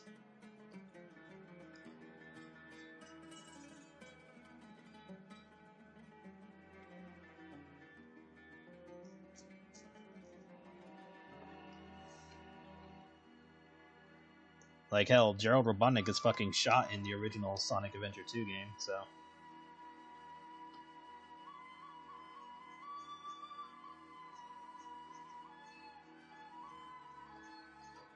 And originally Shadow was supposed to just straight up die, he wasn't supposed to come back. But he was too popular of a character, so they kept him around. Which isn't bad, it's just, I think they would have been better off just killing him off. Because he doesn't really do, well, unless they make his character more interesting in the upcoming games, he just doesn't really do anything. Like, they always try to make him look like, oh, he's Sonic's rival, or oh, he's almost like an evil Sonic, and it's like, well, for one, we already have Metal Sonic as the evil Sonic, and two, as a rival, he doesn't do anything to be a rival of. It's like they're trying to make him the Vegeta of the series, but he doesn't do anything. Like, at least Vegeta makes sense, because it's like, okay, Vegeta's always training, he's always trying to best Goku. But in Sonic, Shadow's not even trying to best Sonic or anything, he's just kind of there. He's not training. He's not doing anything. And then in the comics, the only time he got actual character growth was in the Archie version, because in the IDW version, he's not really doing anything at the moment. But there are rumors that he might be getting something down the line, because Sega is becoming a little bit more lax with his character. But yeah, like, Shadow hasn't done shit.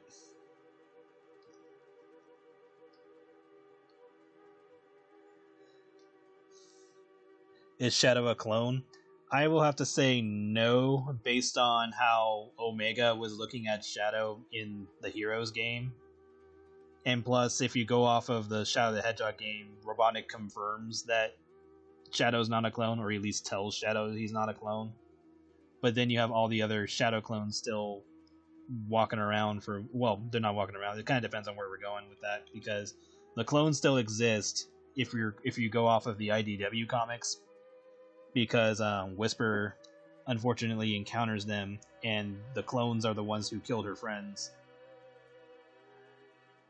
And so every time she sees Shadow, she kind of has a little bit of PTSD that she's managed to keep under wraps.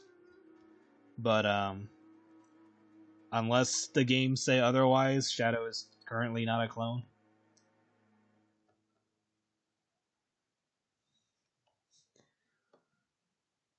Honestly, it would have made more sense if he was, because then it would better explain how he survives falling through space. Because, of course, we could always say, oh, it was his super form that protected him from dying in space. Because, they do that with Supersonic in Frontiers. So they could use that. But then it's like, why bother making a bunch of clones if you captured the original? So it probably would have made more sense for Robotnik to just say, hey, he got his grandfather's, plans of the Shadow Project, made a clone of Shadow, probably made a fuck ton of more clones just to have an army, and then move on from there. But instead, it's like, okay, we have the original, and then here's a bunch of clones that never get used.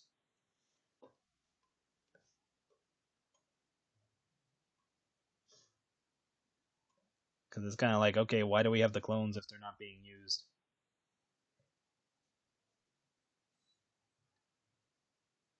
Let's turn this on.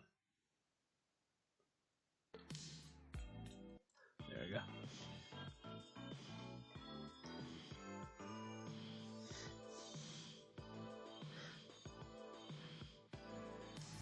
Oh yeah, the Sonic OVA movie, that movie is awesome. Still love it. If I had the power to reboot Sonic, what would I do?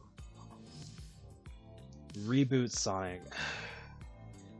Like, are we saying everything? Like, like the series, like the entirety of the series? Like games, comics, whatever, or cartoons, whatever.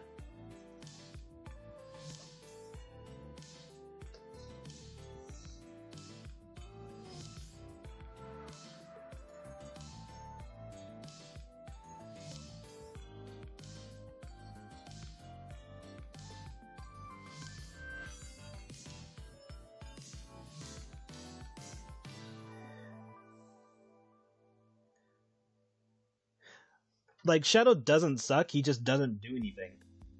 There's like nothing more to his character than just, hey, he buzz heads with Sonic every once in a while for like no reason. But yeah, if I were to reboot everything, well, for starters, there needs to be of extreme clarity on storytelling, like who's in charge of the story, what are we going to do to keep things canonical, and then decide what gets to do what. So, like, for example, the games, for the most part, the games can pretty much stay the way they are, from like the classic games to like the early adventure games. I would change a few things with Sonic Heroes because there's some stuff I would change, but for starters, like, clarify what. Yeah, there were a lot of bottles, but like, clarify what sticks around, and then definitely use the comics to explain to further, like, give characters backstories and stuff like that, because the comics are definitely a good way to show character development, whereas the games could be more of like a more grand event type of thing. If we're going off of the cartoons, there's a crock in the servers, but I'll have to look later. If we're going off of the cartoons is going to be the hard part because it heavily decides on certain aspects, like the Freedom Fighters, for example, because the Freedom Fighters did show up in the comics, or at least in the Archie version. So I would say cartoon-wise, they can pretty much just stay the way they are, because unless you make a specific cartoon series and that can consider that the canon for the games and comics, then the cartoons would just have to be their own entity. So, like, if I were to choose, I would say Sat AM is the canon series for the cartoons, and then you lead into the comics being part of it, and then the games are an extension of it. Because it's like you use the games as just like a big event. It's like, okay, here's Sonic Frontiers. You already know stuff about the characters because of the comics and the early cartoon show. So you already know what the characters are like, you already know their relationship and stuff like that. Let the games just be an extension of their adventures that you get to play. Can the games add in some lore and stuff like that? Sure, that's perfectly fine. But if you do that, then the comics / cartoon, like whatever is currently going on, likely the comics, have to maintain that lore. Like, make it make sense. Like Sally doesn't even have to take Amy's place. They can both exist at the same time, but you just have to make sure their arrangement makes sense. So, like, if Sally existed as Sonic's girlfriend, you can still have Amy being all, love struck with Sonic, but you can also clarify, hey, Sonic's taken at this point, and Amy and you can have character development with Amy growing and getting past her one-sided love and move on to something better and still be friends with Sonic. Like, you can still make that work, but you have to stay consistent. Because right now, in the games and in the comics, Amy has been kind of altered a bit to kind of be Sally. Well, not be Sally to the degree, because she obviously doesn't act like Sally. But the same thing is with Lamelin, because Lamelin is also in that same spot where she's kind of like Sally, but not really. Like, they're both missing something that would make them Sally. I would say the closest character to being Sally is actually Blaze, because she's actually a princess and in charge of a kingdom and stuff like that. And Blaze is basically just Sonic and Knuckles put together. She's like Sonic, Knuckles, and Sally put together. She's a princess, she's in charge of stuff, she's actually, she actually pays attention. She's responsible and stuff like that. She's a guardian, so she's like Knuckles in that aspect, where she protects her emeralds and stuff like that. And then she's like Sonic, where she has the whole speed thing. She's a leader. She can, you know, keep her cool when necessary. Like, you know, she's literally all three of those characters put together. It's like they made Blaze for that role, but then just didn't do it.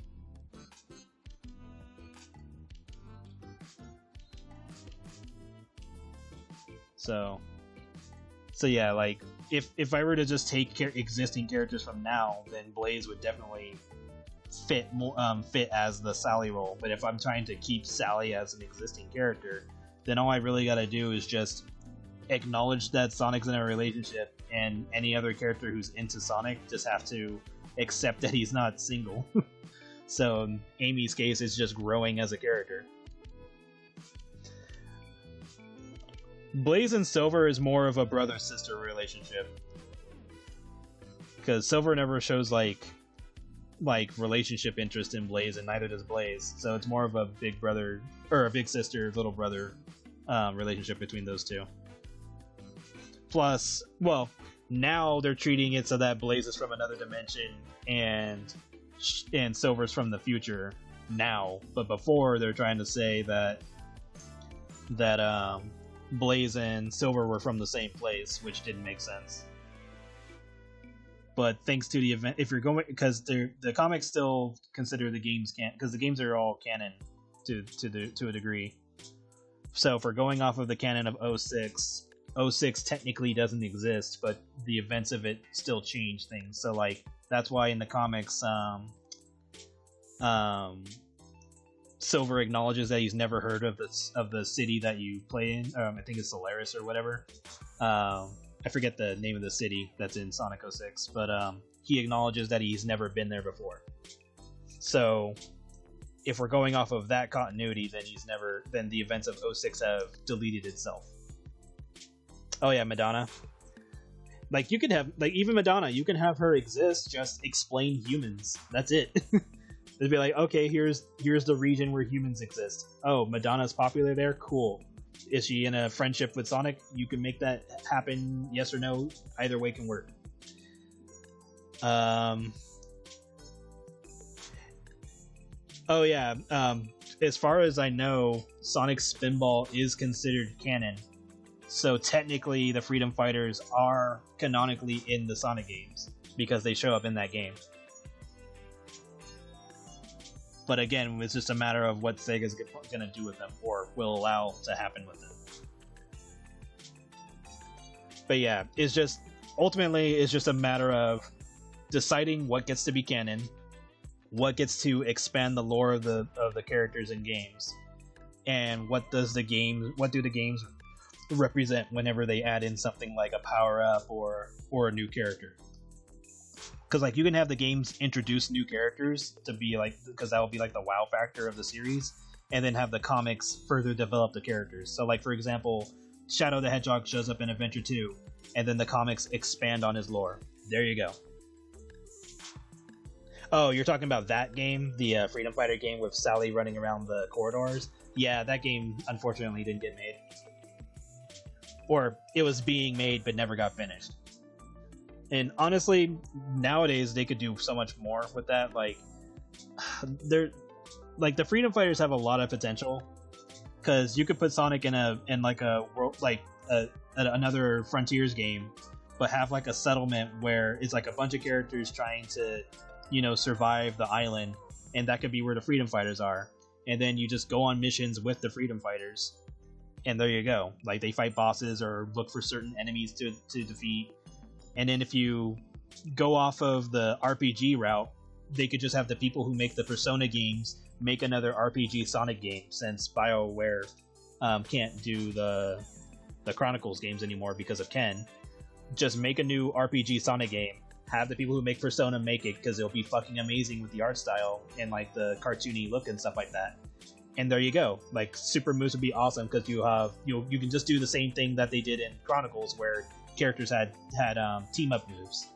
So you can easily do this. Like Sega is in such a weird position, because they have all the potential to do this cool shit, and they're just not doing it. They're almost like Nintendo, where Nintendo has a bunch of cool franchises and characters and all that, but they only focus on like the same five series now, and they kind of just sit on the others by either not using them at all or only using them as Easter eggs for other games. So Sega and Nintendo are in like such weird positions when it comes to their content, because it's like they have everything people want, but they're not using it properly. And yes, I understand there are chances that certain games that they make may not do well. There's always that potential, even for their major games. But it's just so fucking obvious. Sometimes I just don't get it. Which is why I'm like, man, I wish I was in a position where I could just make shit happen. Because I would literally just go up to Sega and be like, hey, have the people who make Persona games make a Sonic game. Or make a Sonic RPG. There you go. And then if you want to add in some running areas, I guess you can. It would kind of defeat the point. But just make them make an RPG. Done. Okay, I've been doing the shadows for just way too long. I need to move on. But yeah, like, I personally think it would work. If done right, of course. I mean, that can go for everything. But yeah, I think they could actually pull it off.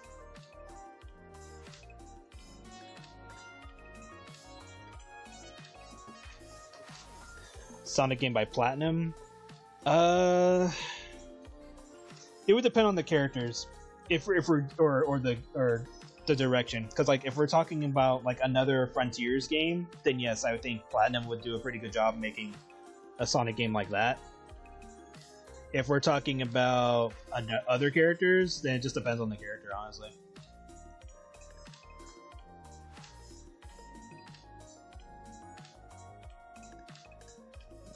What am I looking for?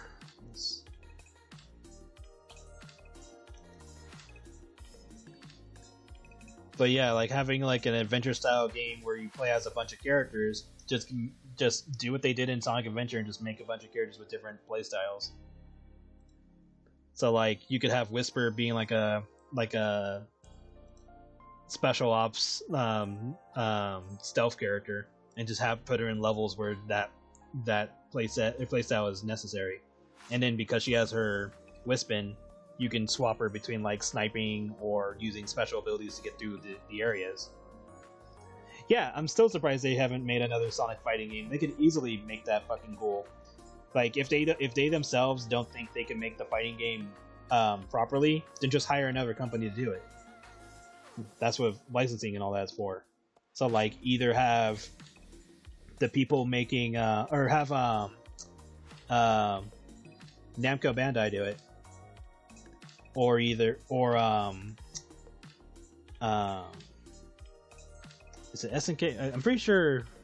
Hold on, who's making this game?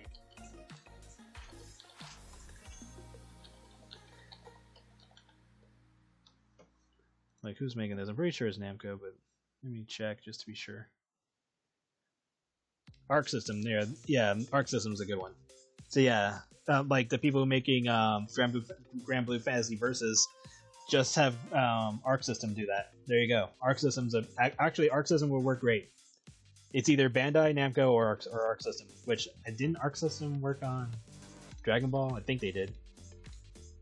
Yeah, Arc System would be the best choice. There you go. Just do it with Sonic characters, be fucking crazy. Have fucking Whisper use all of the whiffs as her ultimate attack, and it'd be fucking crazy. Have Blaze turn into Burning Blaze, there you go. Shadow, Super Shadow, you can even have Sonic going all crazy and becoming Super Sonic 2 and then Cyber Sonic and just go ballistic. So yeah, I don't understand why they haven't done that yet. Again, Sega's sitting on cool shit and not doing much with it. But who knows? Maybe they're gearing towards trying to do stuff again because they're already bringing back Crazy Taxi and Monkey Ball and other stuff. So who knows? Maybe we are leading to that situation.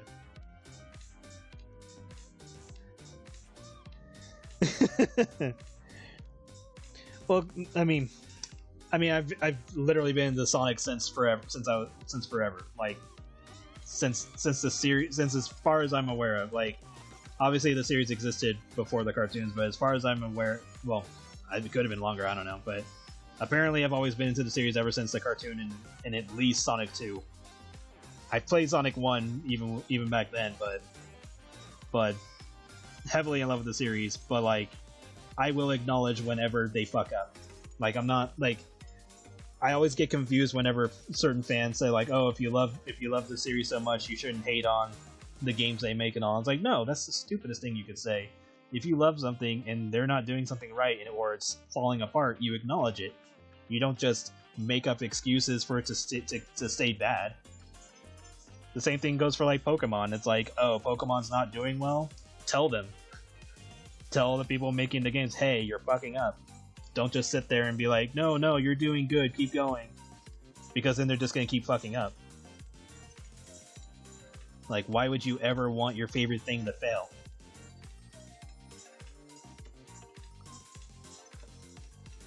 That's why people have issues with Yu-Gi-Oh! Or Magic or anything else. It's like, if it's fucking up, you tell them.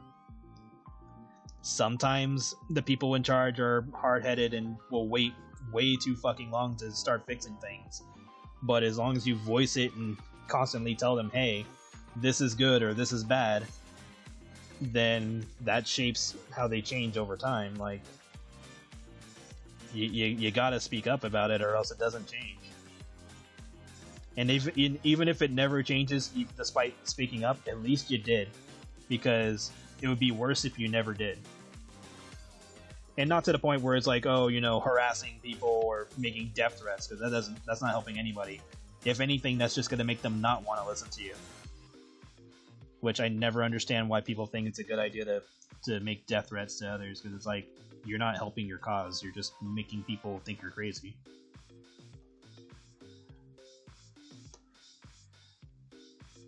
Like, I don't know. Sometimes I think things are obvious, but apparently they're not, because people still keep fucking up. So maybe me and others are just like a drop in the ocean of voices, and unfortunately the majority of voices are just stupid people. Don't be like Konami. Konami's weird because they were trying to pull out of making games, but then they tried to come back, and now they're trying to make games again. And I'm like, well, good luck making a Metal Gear series, because you fucked yourselves over on that. Other than that, though, all they really have is, like, Bomberman. I had them in my head, now I'm blanking on them. Sparkster and a few other shit. Like, I'm sure there's some games they have that are good, like Contra and all that, but they seem to be doing like the bare minimum for those games. So I don't know what Konami's trying to do. But back when Hudson Soft had Bomberman was going great. It's just unfortunate that Konami ended up buying them. I miss a lot of series from like the 90s and all that. Like I thought we were gonna get another Earthworm Jim game, but I don't know if that's still in the plans or not. Seems like it's not.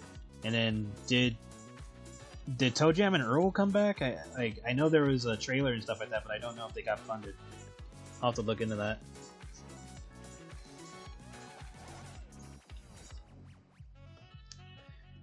And then we got Vector Man, which apparently was going to be an Xbox game, right? Like back when Xbox first came out, but then that never came up.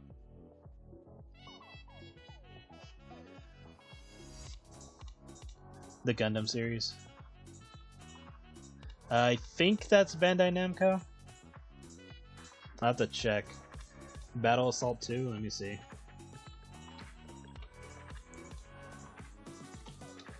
Okay, no, go away. That is a Bandai game. Bandai in D3.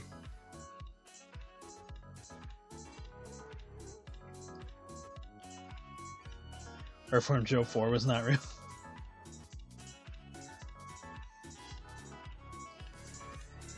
I thought that was like it'd be kickstarted or something. Because I know Toe Jam and Earl was in that situation, but I guess not.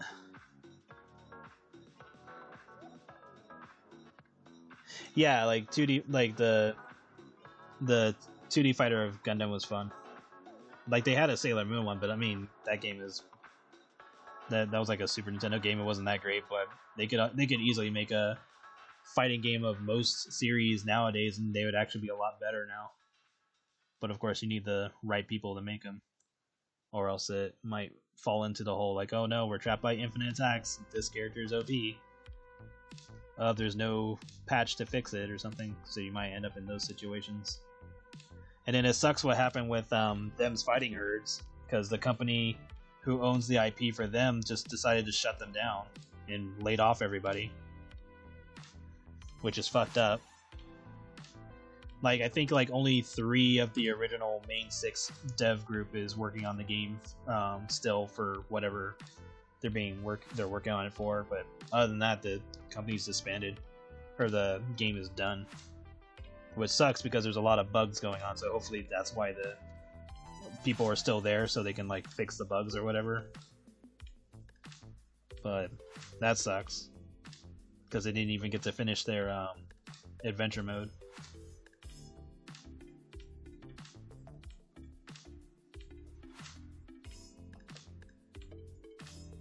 Yeah, Clay Fighters would be cool, because that game had like a bunch of combos you could do, and it had the fatalities.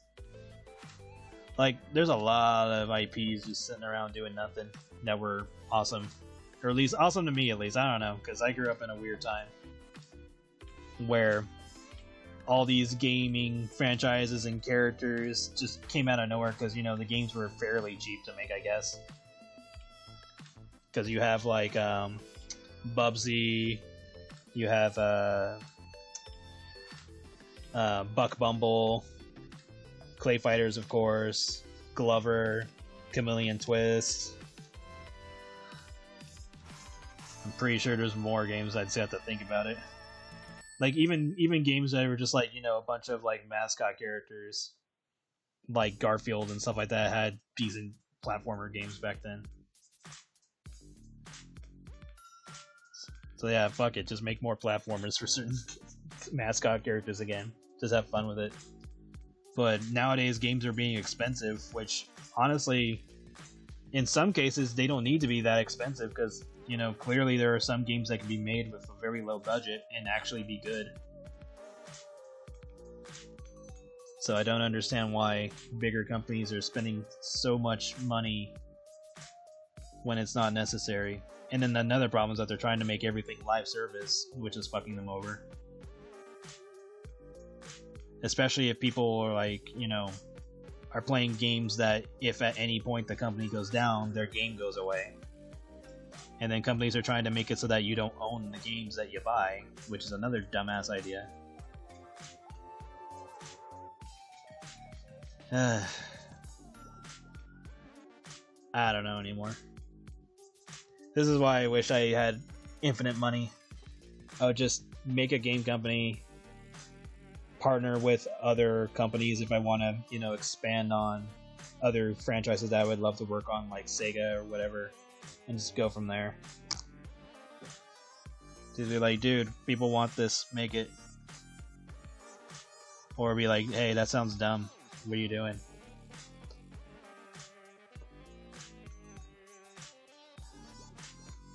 Like, if you ever wanted to bring the Freedom Fighters back to a Sonic series, a fucking Persona-style game would be awesome to do it in. Just decide on how many characters you get per team, and there you go. Probably 4 to 5 characters, maybe 6 if you're gonna try to go all out. But I would say like 4 characters at a time, and there you go. Warner Brothers doubling down on it, well, good luck to them, I guess.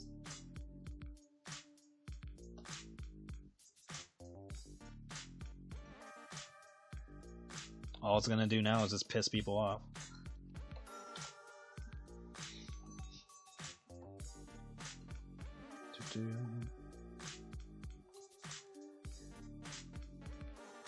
Like, I don't know. Am I crazy? It just seems that a lot of these problems just have really simple solutions. But for some reason, everyone's just ignoring those solutions. Like, am I crazy for thinking that? That it's that simple? I mean, obviously, money stuff and other things I understand that come into play. Like, I get that. Like, I'm not blind to the whole, well, this costs a lot of money to do, or this costs whatever resources. Like, I get that. But when it comes to, like, the actual idea itself, or the execution of certain ideas, like, oh, if you did this, people are going to like it, and then you can make more of it, or continue on what you're doing. Like, it just seems so fucking simple, and I don't understand why they are purposely fucking themselves. I don't get it.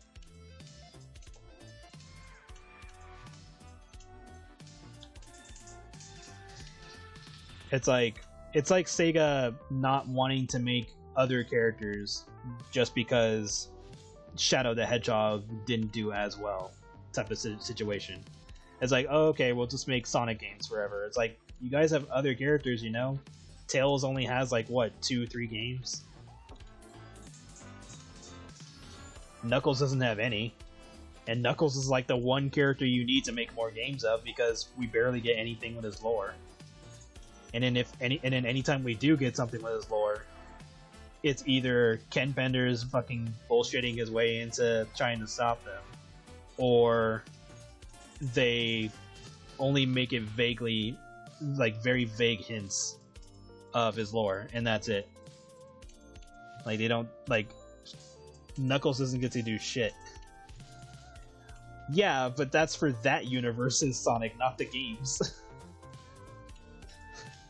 That's a different Knuckles by this point. Like, movie Knuckles is basically the equivalent of Boom Knuckles. They are two different characters. I mean, if it works, yeah. If movie Knuckles sparks more sparks a Knuckles game, because Knuckles has only had Knuckles Chaotix. If that sparks more Knuckles games, more power to him. I am perfectly fine with that. Like, that's fine. Like, I totally agree. But, like, don't waste the chances and resources that you have. Like, if anything, Sonic characters should be getting way more content than they have been. And granted, like, obviously the 3D games are going to take a while because, you know, they're 3D. But, like, the 2D sprite games could probably be pulled off a lot faster for certain characters. Like, they don't have to be super fucking grand or anything. They could just be as subtle as the original Genesis games. But just, like, you know, give other characters a chance to do something. So, like, for example, yeah, like, if, like, you could have a Rouge game. Either, okay, there's two ways you could go about it. You could either make it a 3D game where she gets to be all stealthy and stuff, just breaking into facilities or whatever to steal stuff. Like, you can make her a jewel thief, you can make her actually stealing something with a purpose, blah blah blah blah. You can do that. You can make it a 2D platformer with basically the same fucking idea, just you have to change up how she's being stealthy in that game. And there you go. And then, like, you can even split off the characters based on relevance / importance. So, like, you can have the 3D games go to more important Sonic characters, like, you know, Tails, Knuckles, and so on.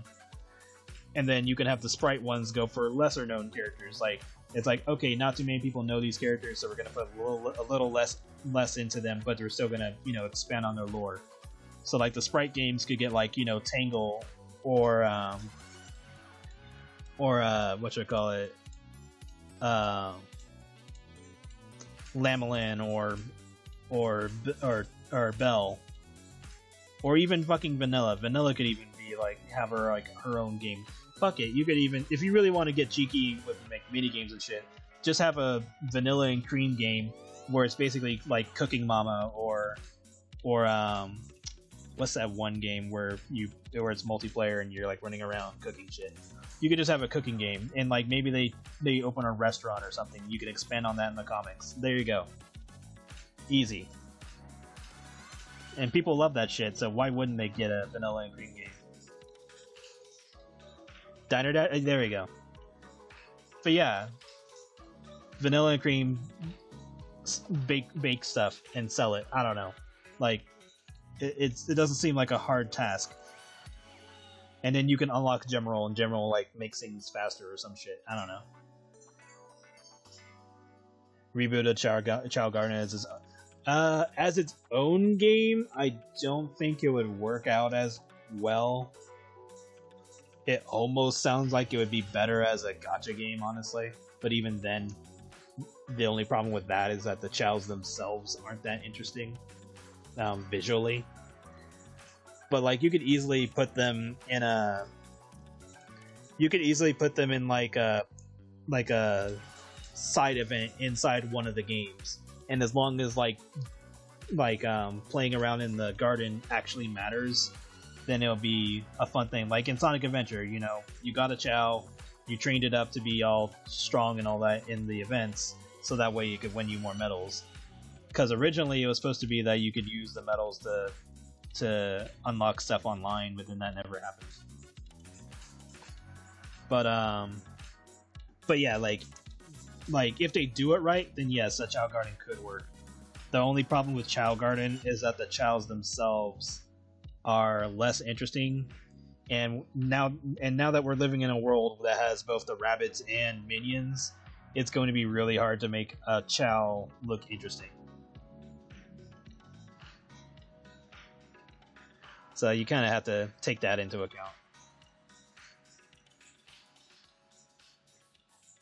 And I always laugh because when the minions first showed up, my first reaction was, oh, they're like the rabbits from the old Rayman games. And then when they started doing more stuff with the rabbits, everyone's like, oh, they're like minions. I'm like, no, it's the other way around.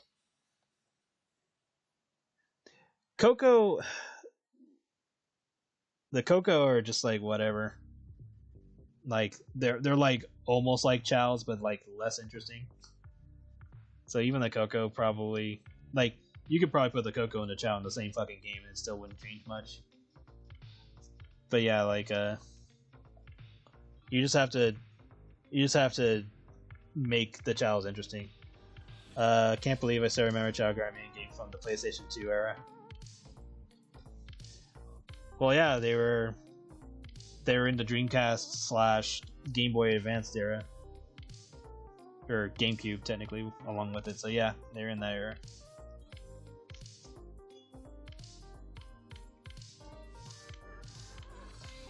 But yeah, there's just because like when I played the Chao Garden, it was on the VMU from the Dreamcast. So that was when you got to transfer them and take them with you and train them and all that. Man, my Chow was awesome. I think it ended up getting deleted at a certain point because there was like this weird bug where if you reformatted if you updated the clock in Dream, because I think the VMU had like a battery or something where if you updated the Dreamcast's date or whatever when your VMU was plugged in, it would erase the game for whatever dumb reason. So now I just never touch my date for the game because it might delete it. I remember when I first got the Dreamcast and Sonic Adventure, I didn't have a memory card, so I just played through the game without saving. And did everything. I got unlocked Super Sonic and I was happy. I mean, it wasn't like I wasn't used to that anyway, because that's how old school games were anyway. You didn't get to save. You just went in one go. I think like the only exception was like kind of like Zelda. Zelda sort of saved your progress, but you always ended up starting off in like the same beginning area. I think it's been a while since I played the original Zelda.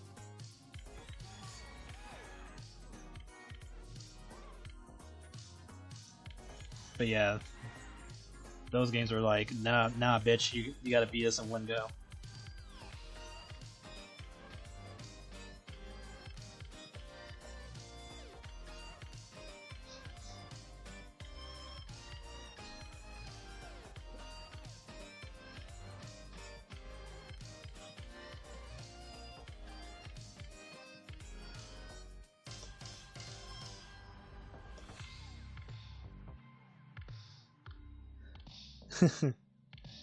Yeah, like I remember the days where we would play certain games where if we couldn't, they didn't have save states or anything, but we didn't want to turn off the game because we got so fucking far. So we would, make bargains with our parents and stuff like that to keep the game on, and we would just turn off the TV, don't touch the console because we want to continue where we were and just pause the game.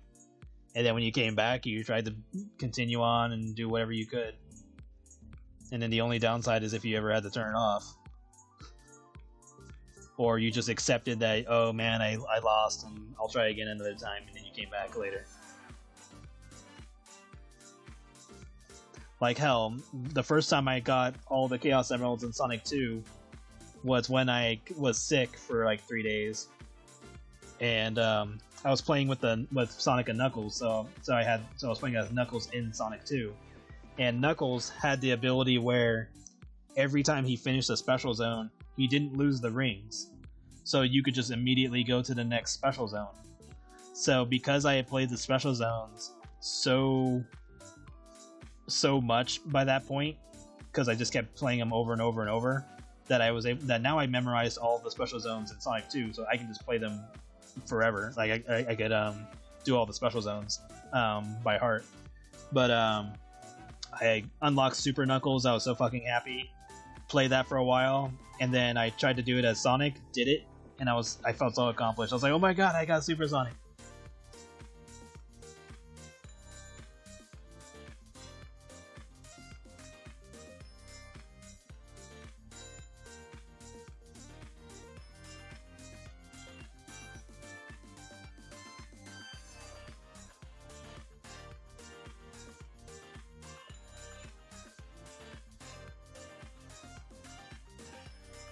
So yeah, those were the days, and those were the days where cheat codes were a thing, because like if we couldn't save our game, we just put in cheat codes that would put us at a certain point of the game.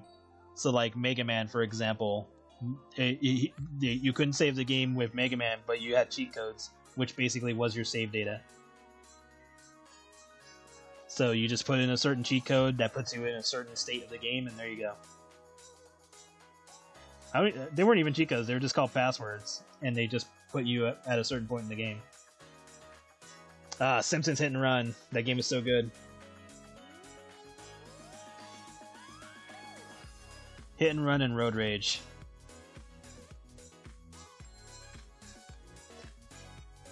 Yeah, I also got it. I still have my cheat book from the book fair like a long time ago. It has the claytalities of the Clay Fighters 63 and the third, and then it oddly talks about Purple Yoshi and Yoshi's story.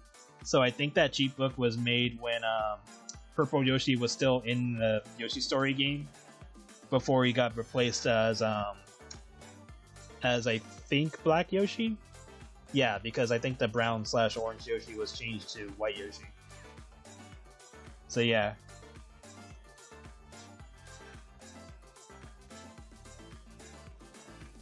So yeah, that specific cheat book I have was when Purple Yoshi was still there. And it's weird because it says to unlock Purple Yoshi, you have to get every single coin in the game, which was almost impossible to do because a lot of the coins in the games are fucking invisible. So you have to, because like that whole sniffing function that Yoshi would have in the game, that was to help you find the coins to unlock Purple Yoshi, or whatever special feature they originally planned for that. But then they clearly didn't use it for anything because that was like an impossible challenge. It's like, hey, you want to drive yourself crazy? Get all the coins in Yoshi's Story. and that's assuming the game kept track of your coins to begin with, because it wasn't clear on if you had to get all the coins in one run, or if you had to go to literally every single level and get all the coins, because there was like no indication that the game kept track of those coins in that fashion. So that game was fucking madhouse if you tried to do that. Hell, I remember reading the April Fool's thing for Smash Melee to unlock Sonic and Tails, and it was like, oh, kill 21 of the Fighting Polygon team, or Fighting Wireframe team, in Cruel Melee without dying. And I fucking did it, and nothing happened, and I was pissed. Because I didn't know that was an April Fool's magazine at the time, because I never looked at the dates of the magazines. And I just saw that page with Sonic and Tails inside Smash. I was like, and so I went in and went home, and I sat there for hours, and I did it. And then nothing happened, and I was just and then I looked it up and later found out that it was an April Fool's joke, and I was like, That was back when I had limited use of the internet, so wasn't exactly something I could just immediately go and look up. Yeah, I wish games still had cheat codes, or at least something to have a little bit more fun rather than DLC. It's like, really, I can't just walk up to this flower, press a bunch of buttons, and I don't know, my character can now throw fire, or has a bigger head, or changes colors or something. Just like, it doesn't have to be anything major, just, you know, have some fun with it. Yeah, right? Just dick around in Grand Theft Auto and make a whole bunch of crazy ass weapon shit. AOL internet. Right? Oh yeah, the free hours. Oh my god, people, like, they send out those discs so fucking often that you could practically have free internet at that point.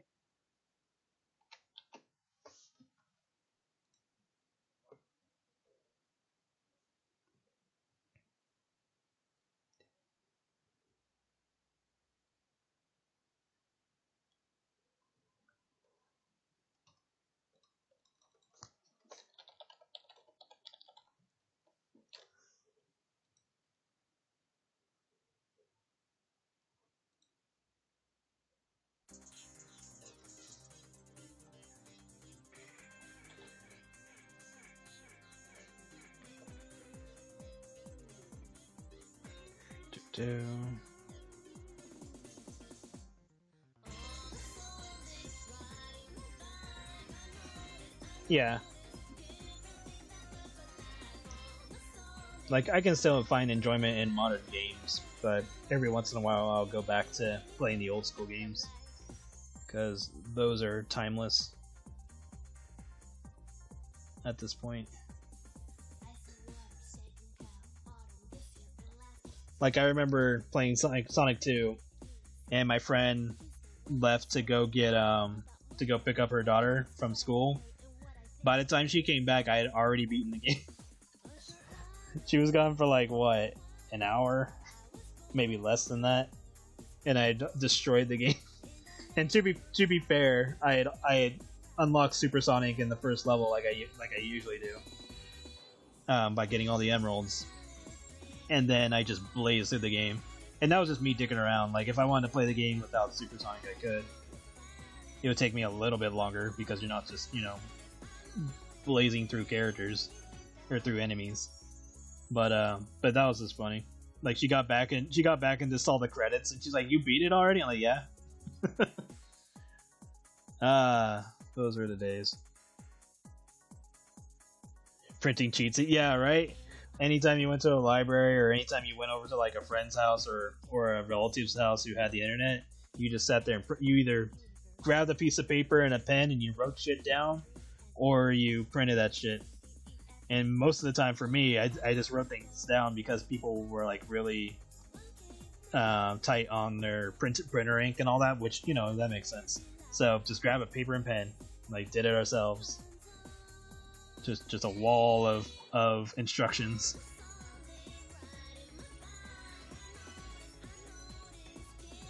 Back when we had to write down the instructions for MapQuest. Remember that shit?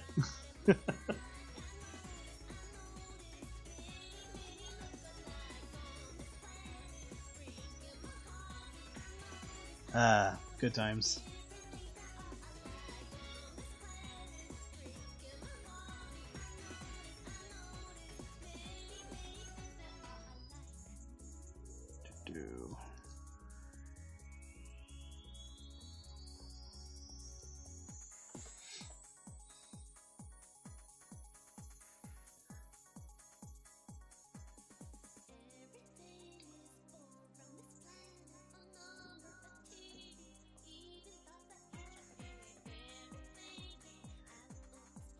Yeah, nowadays it's either cheat codes that are on like the games themselves, or just mod, like people doing modding. Which honestly is like I like modding and all, but it's not the same because there's a difference between people just modifying the game and like something that the developers snuck into the game or put in there as like a joke just to have fun.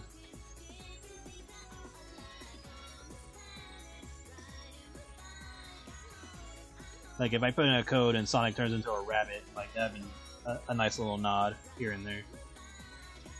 And granted, you get the rabbit costume in the recent game, but still, like that's a whole different thing.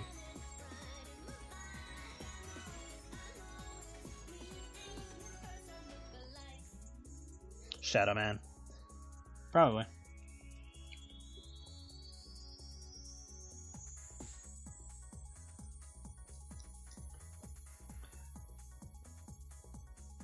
But yeah, like cheat codes always felt like an accomplishment. Because like some games would just tell you a cheat code randomly, and you would put them in, and then that's how you unlock stuff. Or like in Banjo-Kazooie, whenever you came across the passwords in those games, where in that game or games, we only count the two. Like wishy-washy Banjo. I was like, oh, what does that do? Turns Banjo into a fucking washing machine. You're just sitting there going like, what the fuck? I was like, was this necessary? No. Is it funny? Yes. Are you gonna do it? Yes. This is like,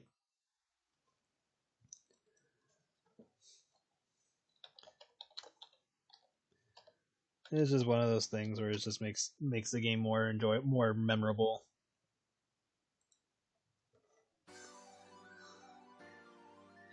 Giving human achievement for using cheat codes.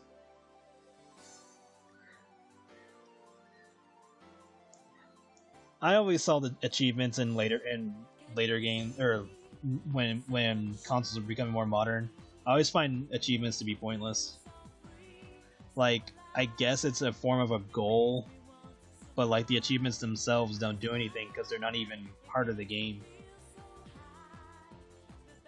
They just kind of come up.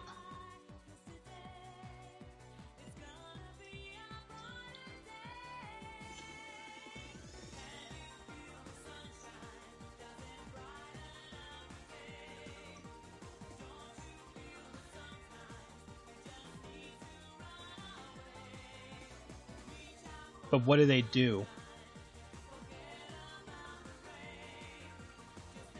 Because like when I'm thinking achievements, I'm thinking you did something specific and it unlocked something, because that's how games rewarded you back then. Now it's just a way to get you to play the game longer without rewarding you for doing so. And it just seems more like achievements nowadays, or even back then when achievements became more of a thing, it's just for clout. To let you know you have no life. No, that was already apparent when you unlocked everything in a game by 120% in the game. but yeah, it was just like, it's like back then when you did achievements, you unlock something. Now it's just, oh hey, I did this for clout. And I'm just like, what? Why?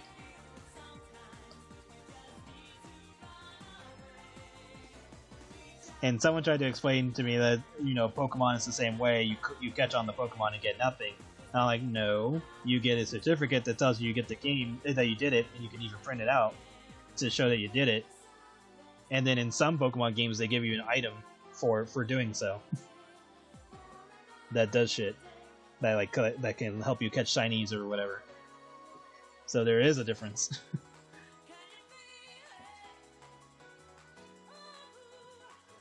Make there's an achievement maker. Jesus. God help me if I make a game and make some weird ass achievement. Be like, here's an achievement, made the cat fat, and then put like no indication on how to solve that. But only people who've read my comics would know exactly what to do. Like, okay, where's Marcy? Go find her. Or where's Skylar? Go find him.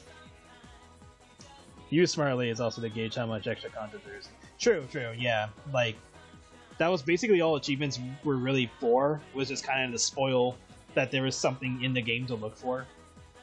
But, like, there were achievements that were just really stupid. Like, one's like, hey, you jumped. Hey, you got through the first level. That you know, it was impossible to not beat. And then other times it would, like, spoil something that you weren't supposed to know yet. So it's like, here's an achievement that says so-and-so is dead. And you're like, what? That character dies? And you didn't even get that far yet in the game. So, like, yeah. It heavily depended on what the achievements were used for. But for me, at least, I just felt they were completely unnecessary. It's like, I didn't need achievements to play the game. I was going to play the game anyway.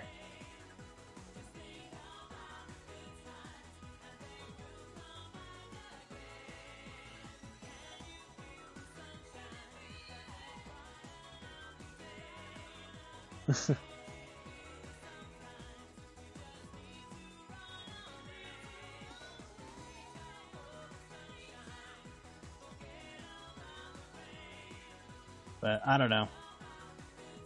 It seems like when achievements were being put in, it was like people were having like low attention spans or something. I don't know.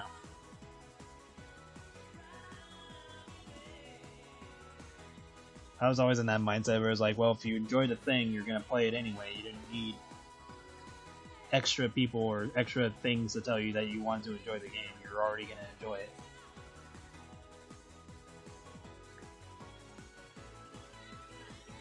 I guess.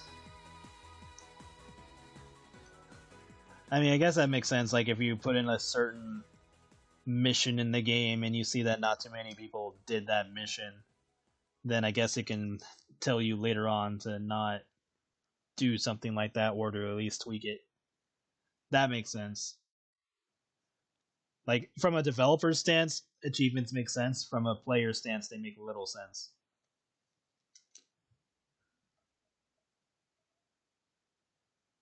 Because at least from a player's stance, it just seems like it's made more for clout. Whereas for developers, it's like, okay, it's actually telling you what people are doing. So that makes sense.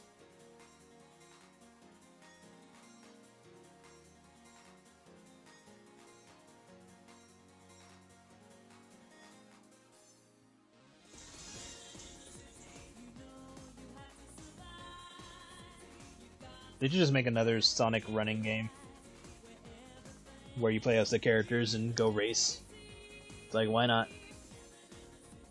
You can even make up a story reason why certain characters aren't as fast as they would be canonically or something, or are faster than they should be canonically.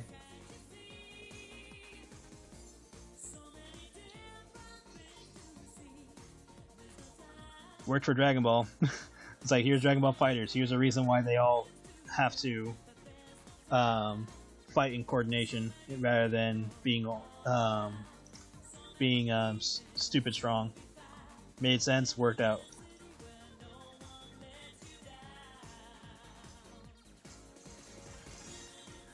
That's why fucking Yamcha was OP as shit for a while.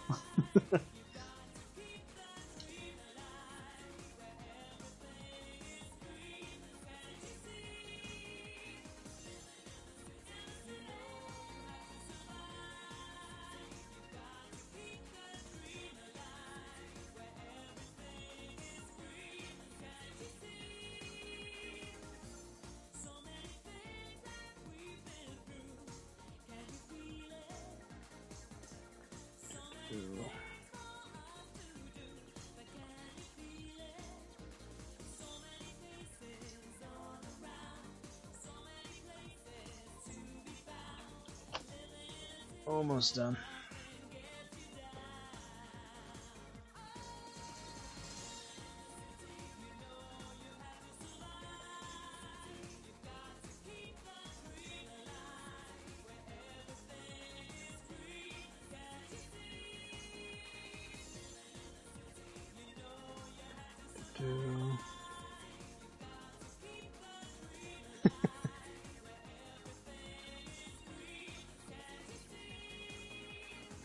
It's like achievement.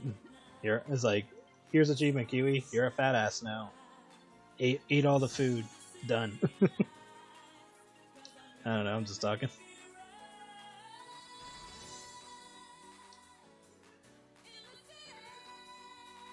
Excuse me.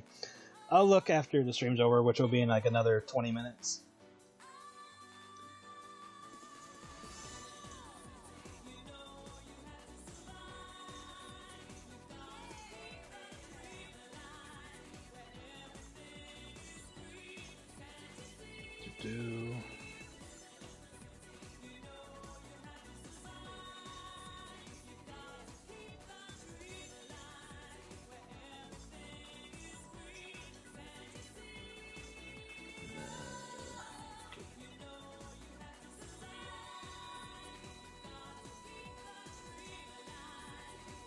But yeah, they should definitely make another Sonic R-like game. Like, there's a lot they can do nowadays that they weren't able to fully pull off back in the 90s and early 2000s. But I don't know. It just boils down to who's in charge and where they want the direction to go. But yeah, if like some miracle I get infinite money, you know exactly what I'm gonna be doing with it.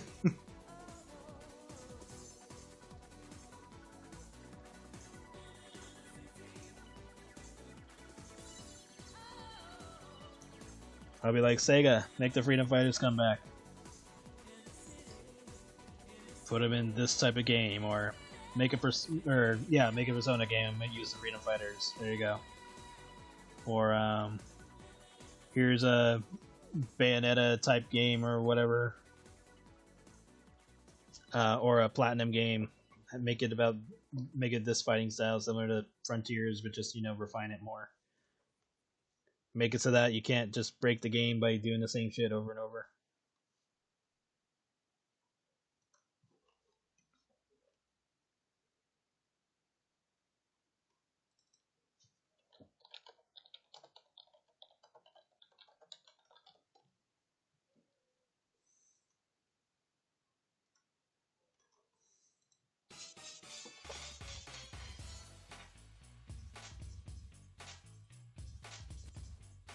I can probably use that color.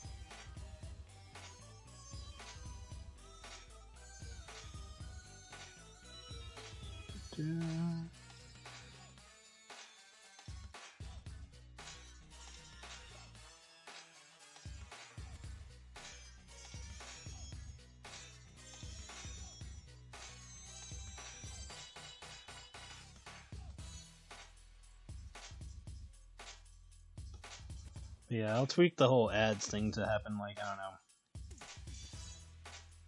in an hour, I guess. I don't know.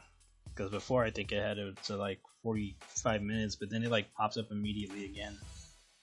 Like not even that much time later, so I don't know what was going on with that.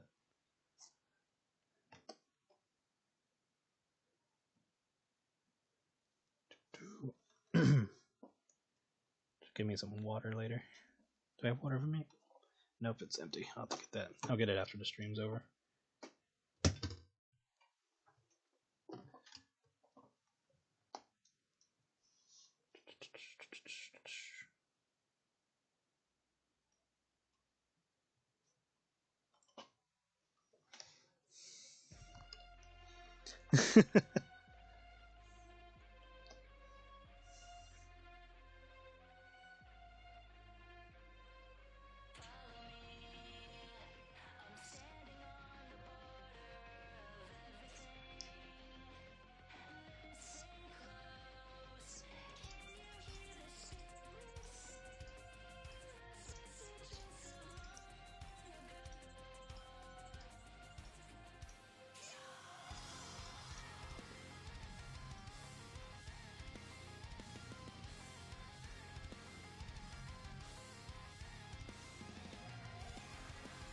I'll have to remember to give me water when I stream.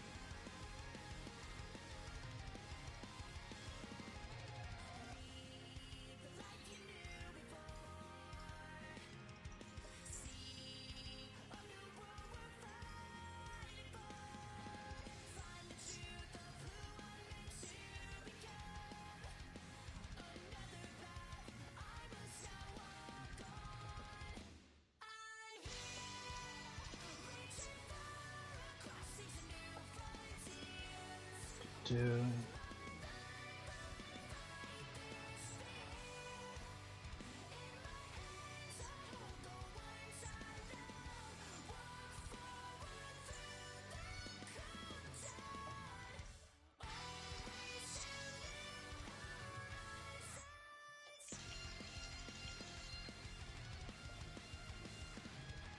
Take care.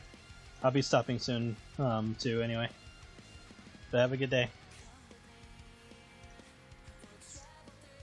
Eternal Champions. That'll be interesting.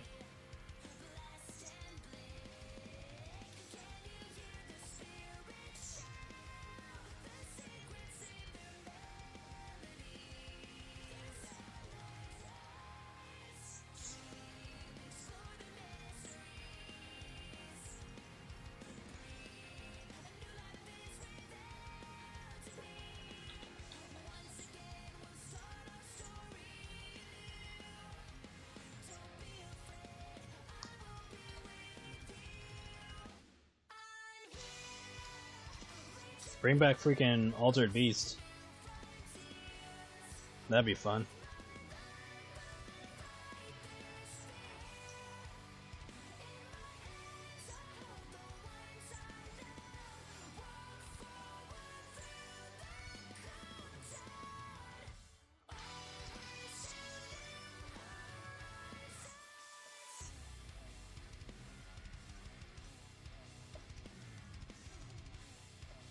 I need to practice metal more. Not really good at metal yet.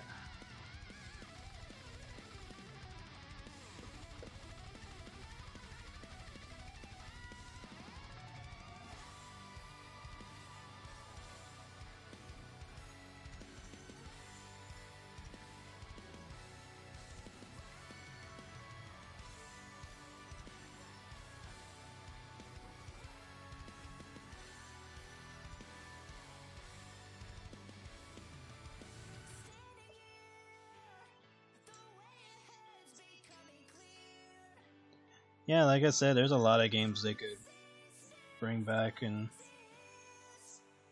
make good. Like maybe they weren't as good back in the day, but they could definitely make them better if they tried.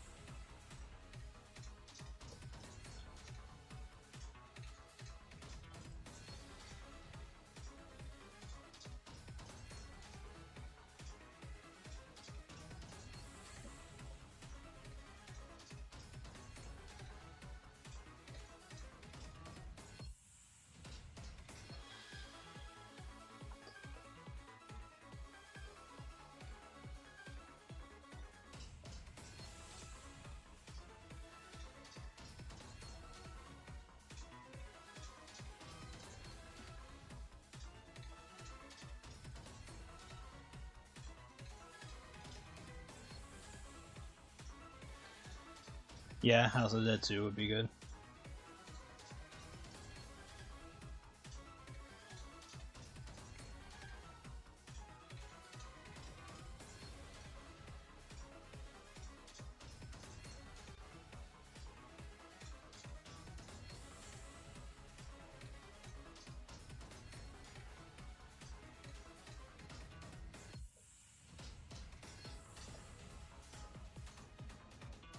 Actually, this color is a little bit redundant.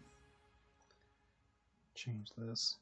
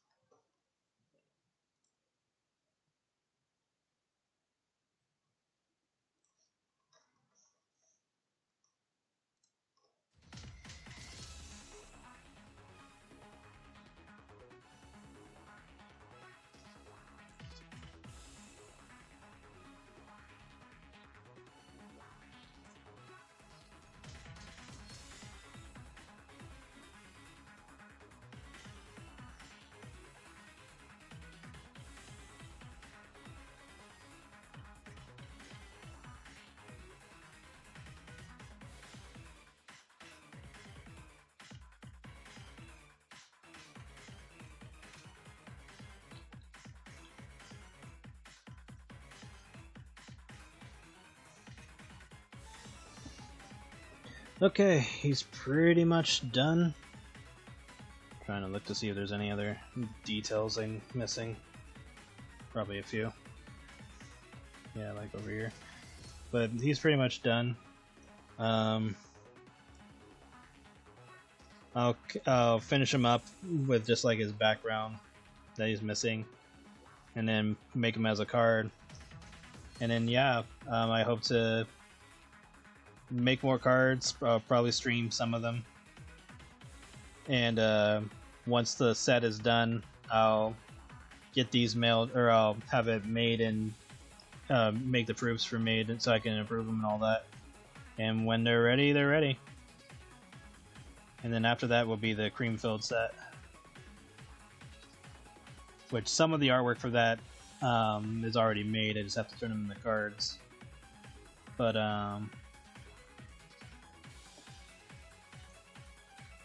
yeah, hopefully those won't take me nearly as long.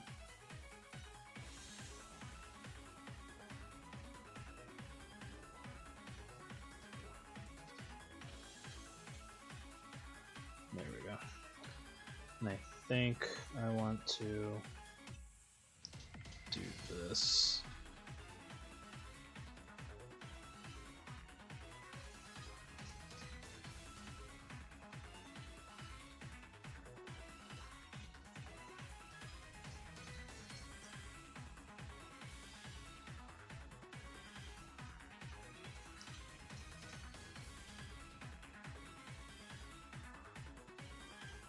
There we go.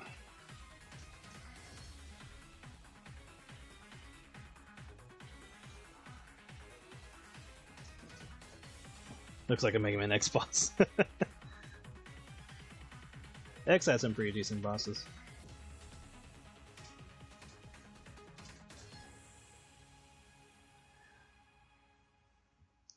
But yeah, this will be part of the Royal Knights set. So this is King.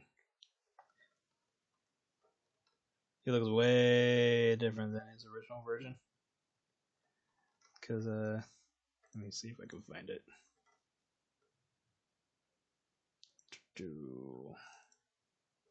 No, I think it was in here.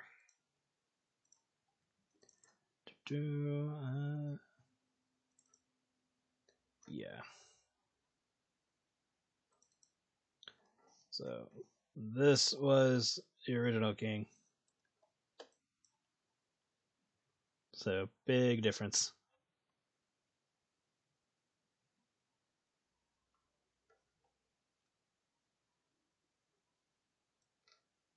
Come over here.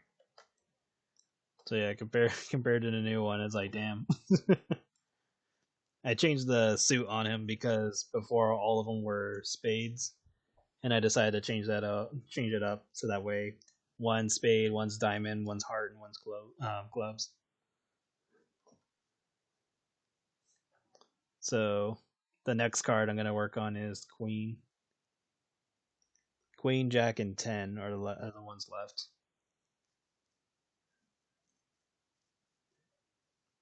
And then I'll make like a bunch of support cards, or the leftover ones that I still need to make. Anyway, that's it for tonight. Like I said, I'm gonna finish this up, and then I'm also gonna finish the Gudra pick and put that up. Then I'm just gonna work on comic pages. I'll get the voting thing ready in the morning. Work on whatever else I have planned. Basically the plan, honestly. Basically what I'm gonna do. Yeah, I'll try to. I'm gonna see about maybe next week. I'm gonna try to go to bed. This is early for me to be going to bed. Shoot, I don't go to bed till like 5 a.m. and then wake up at 7, maybe 9 if I'm feeling generous. but but yeah, um, just gonna keep doing what I'm doing. Honestly, just keep going. But yeah, next week I'll try to see about streaming more because I do want to try to stream a little bit more often. But we'll see. I might, and if I keep it to limit like to like once or twice a week or something like that, then that's just gonna be it how it is. Because a lot of the time it's more about what I'm willing to show myself streaming. Because I mean, obviously I can't stream everything. If I could, I would. Like if I could just stream myself, be like, all right, this scene has a bunch of boobs and cum everywhere or whatever, then I'd stream it. But obviously, certain websites are anal about that shit. But I'm just gonna keep doing what I need to do. Boy, you better get some rest. I will rest when I need to, and I feel like I don't have the time to do that right now. So I'm going to work on what I need to work on, get what I need to get done what I need to get done, and then I can sleep. So if that means I don't get proper sleep until Sunday, then so be it. but but yeah, I will just keep going. But I do want to start getting things off the ground because I meant to do that of February, but that February became a whole fucking issue. But yeah, Dominica Sedano, she's already on my ass about rest, but I will deal with her if I have to. But yeah, I will see you guys. I will see you guys next week. I will decide what days are gonna stream. I'll still stream on Wednesday, but if I can, I will try to go for Tuesday as well. Tuesday and Thursday, but we'll see. But yeah, you guys have a good night, and I will see you guys later. Bye bye.